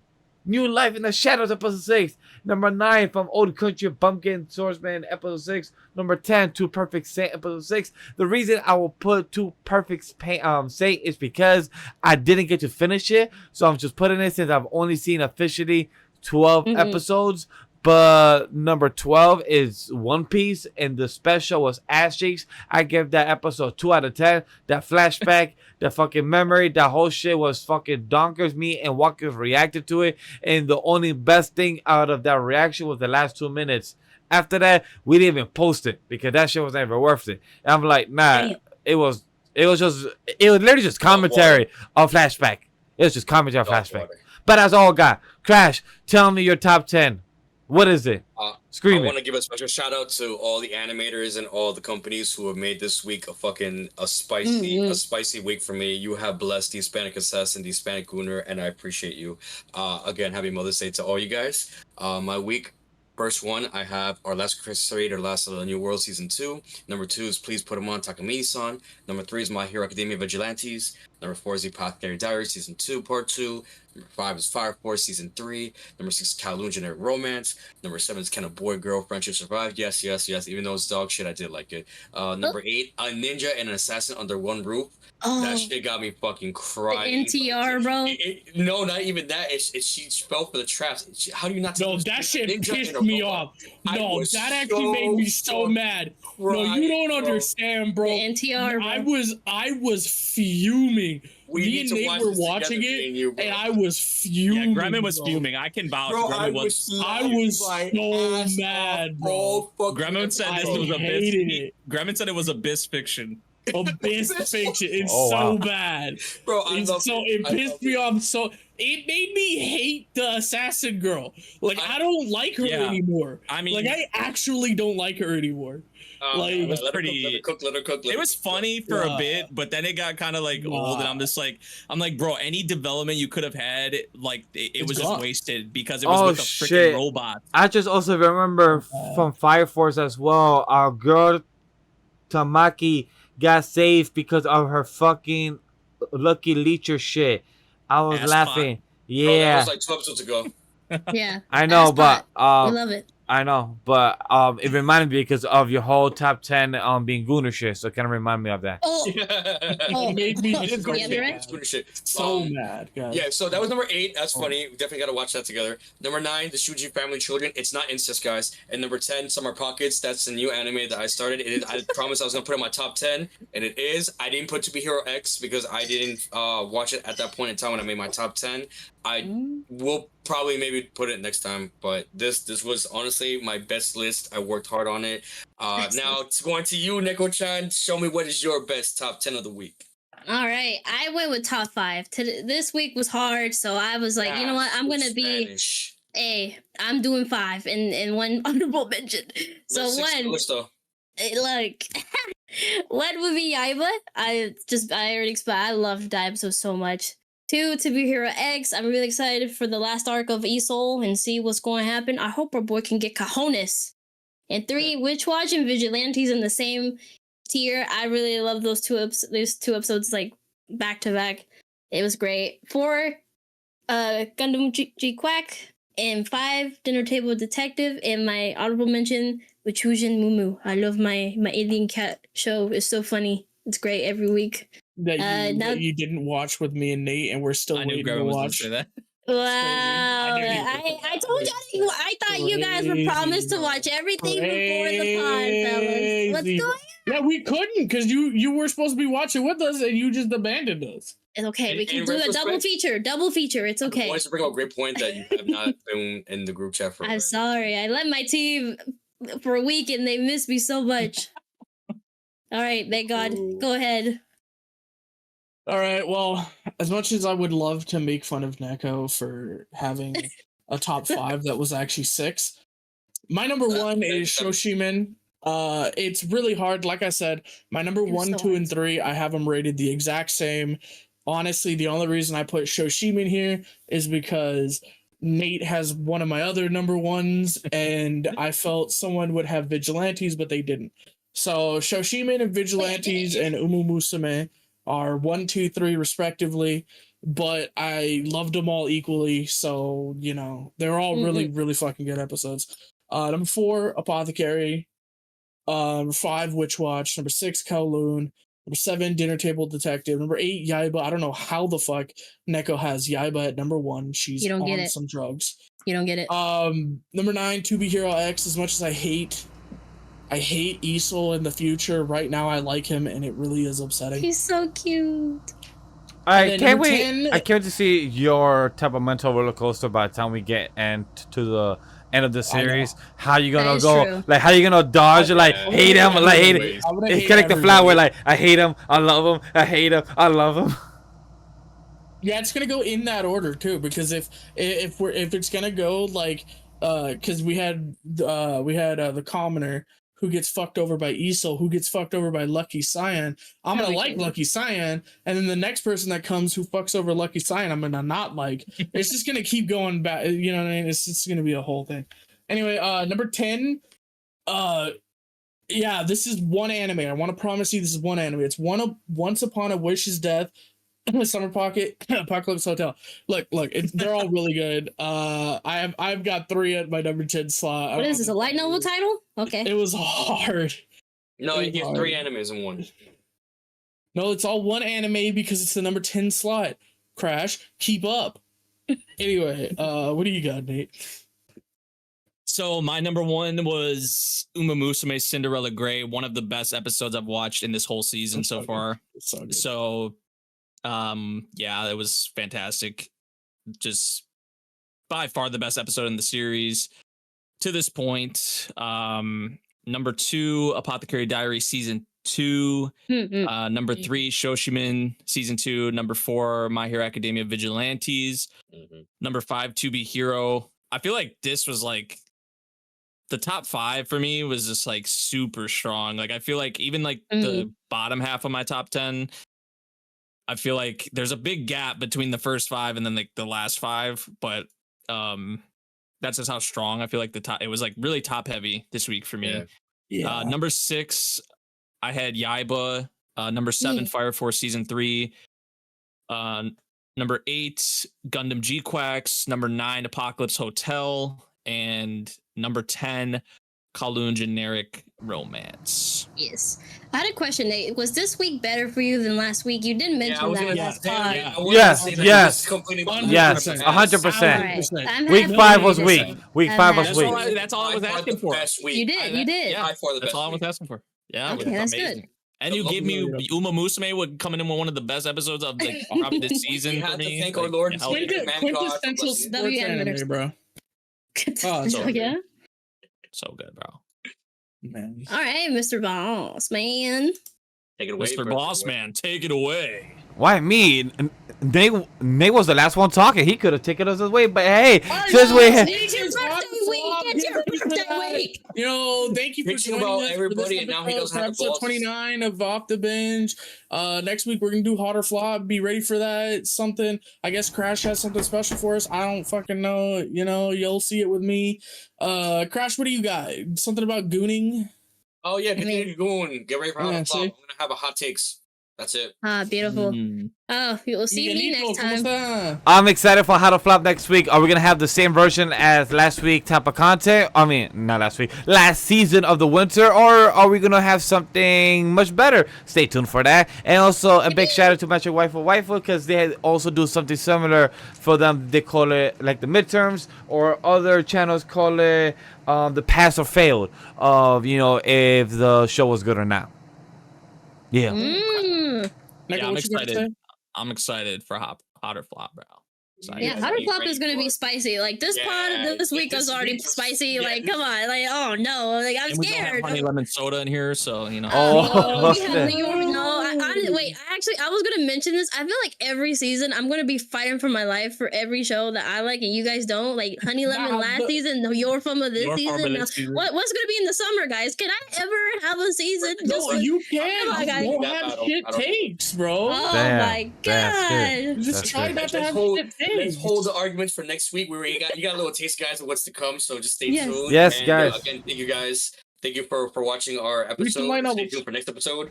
Stay tuned. We'll see you in the next one. Bye. Just keep it See simple. ya. Bye. Spicy. Just keep it waving.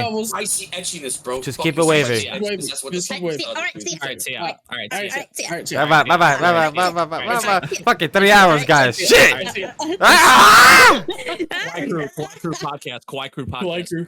Like, Bro, that's crazy. Dweebs and Weebs. Yo, guys, Dweebs and Weebs, man. They're making the comeback of the century. yes, sir. Oh my gosh. I'm so look, bro. Look, 3 hours. You know, there you go, buddy. Hey, this is what you get It's for not crazy. having me for I 1 just- week, bro. I just want to Setting point records out here.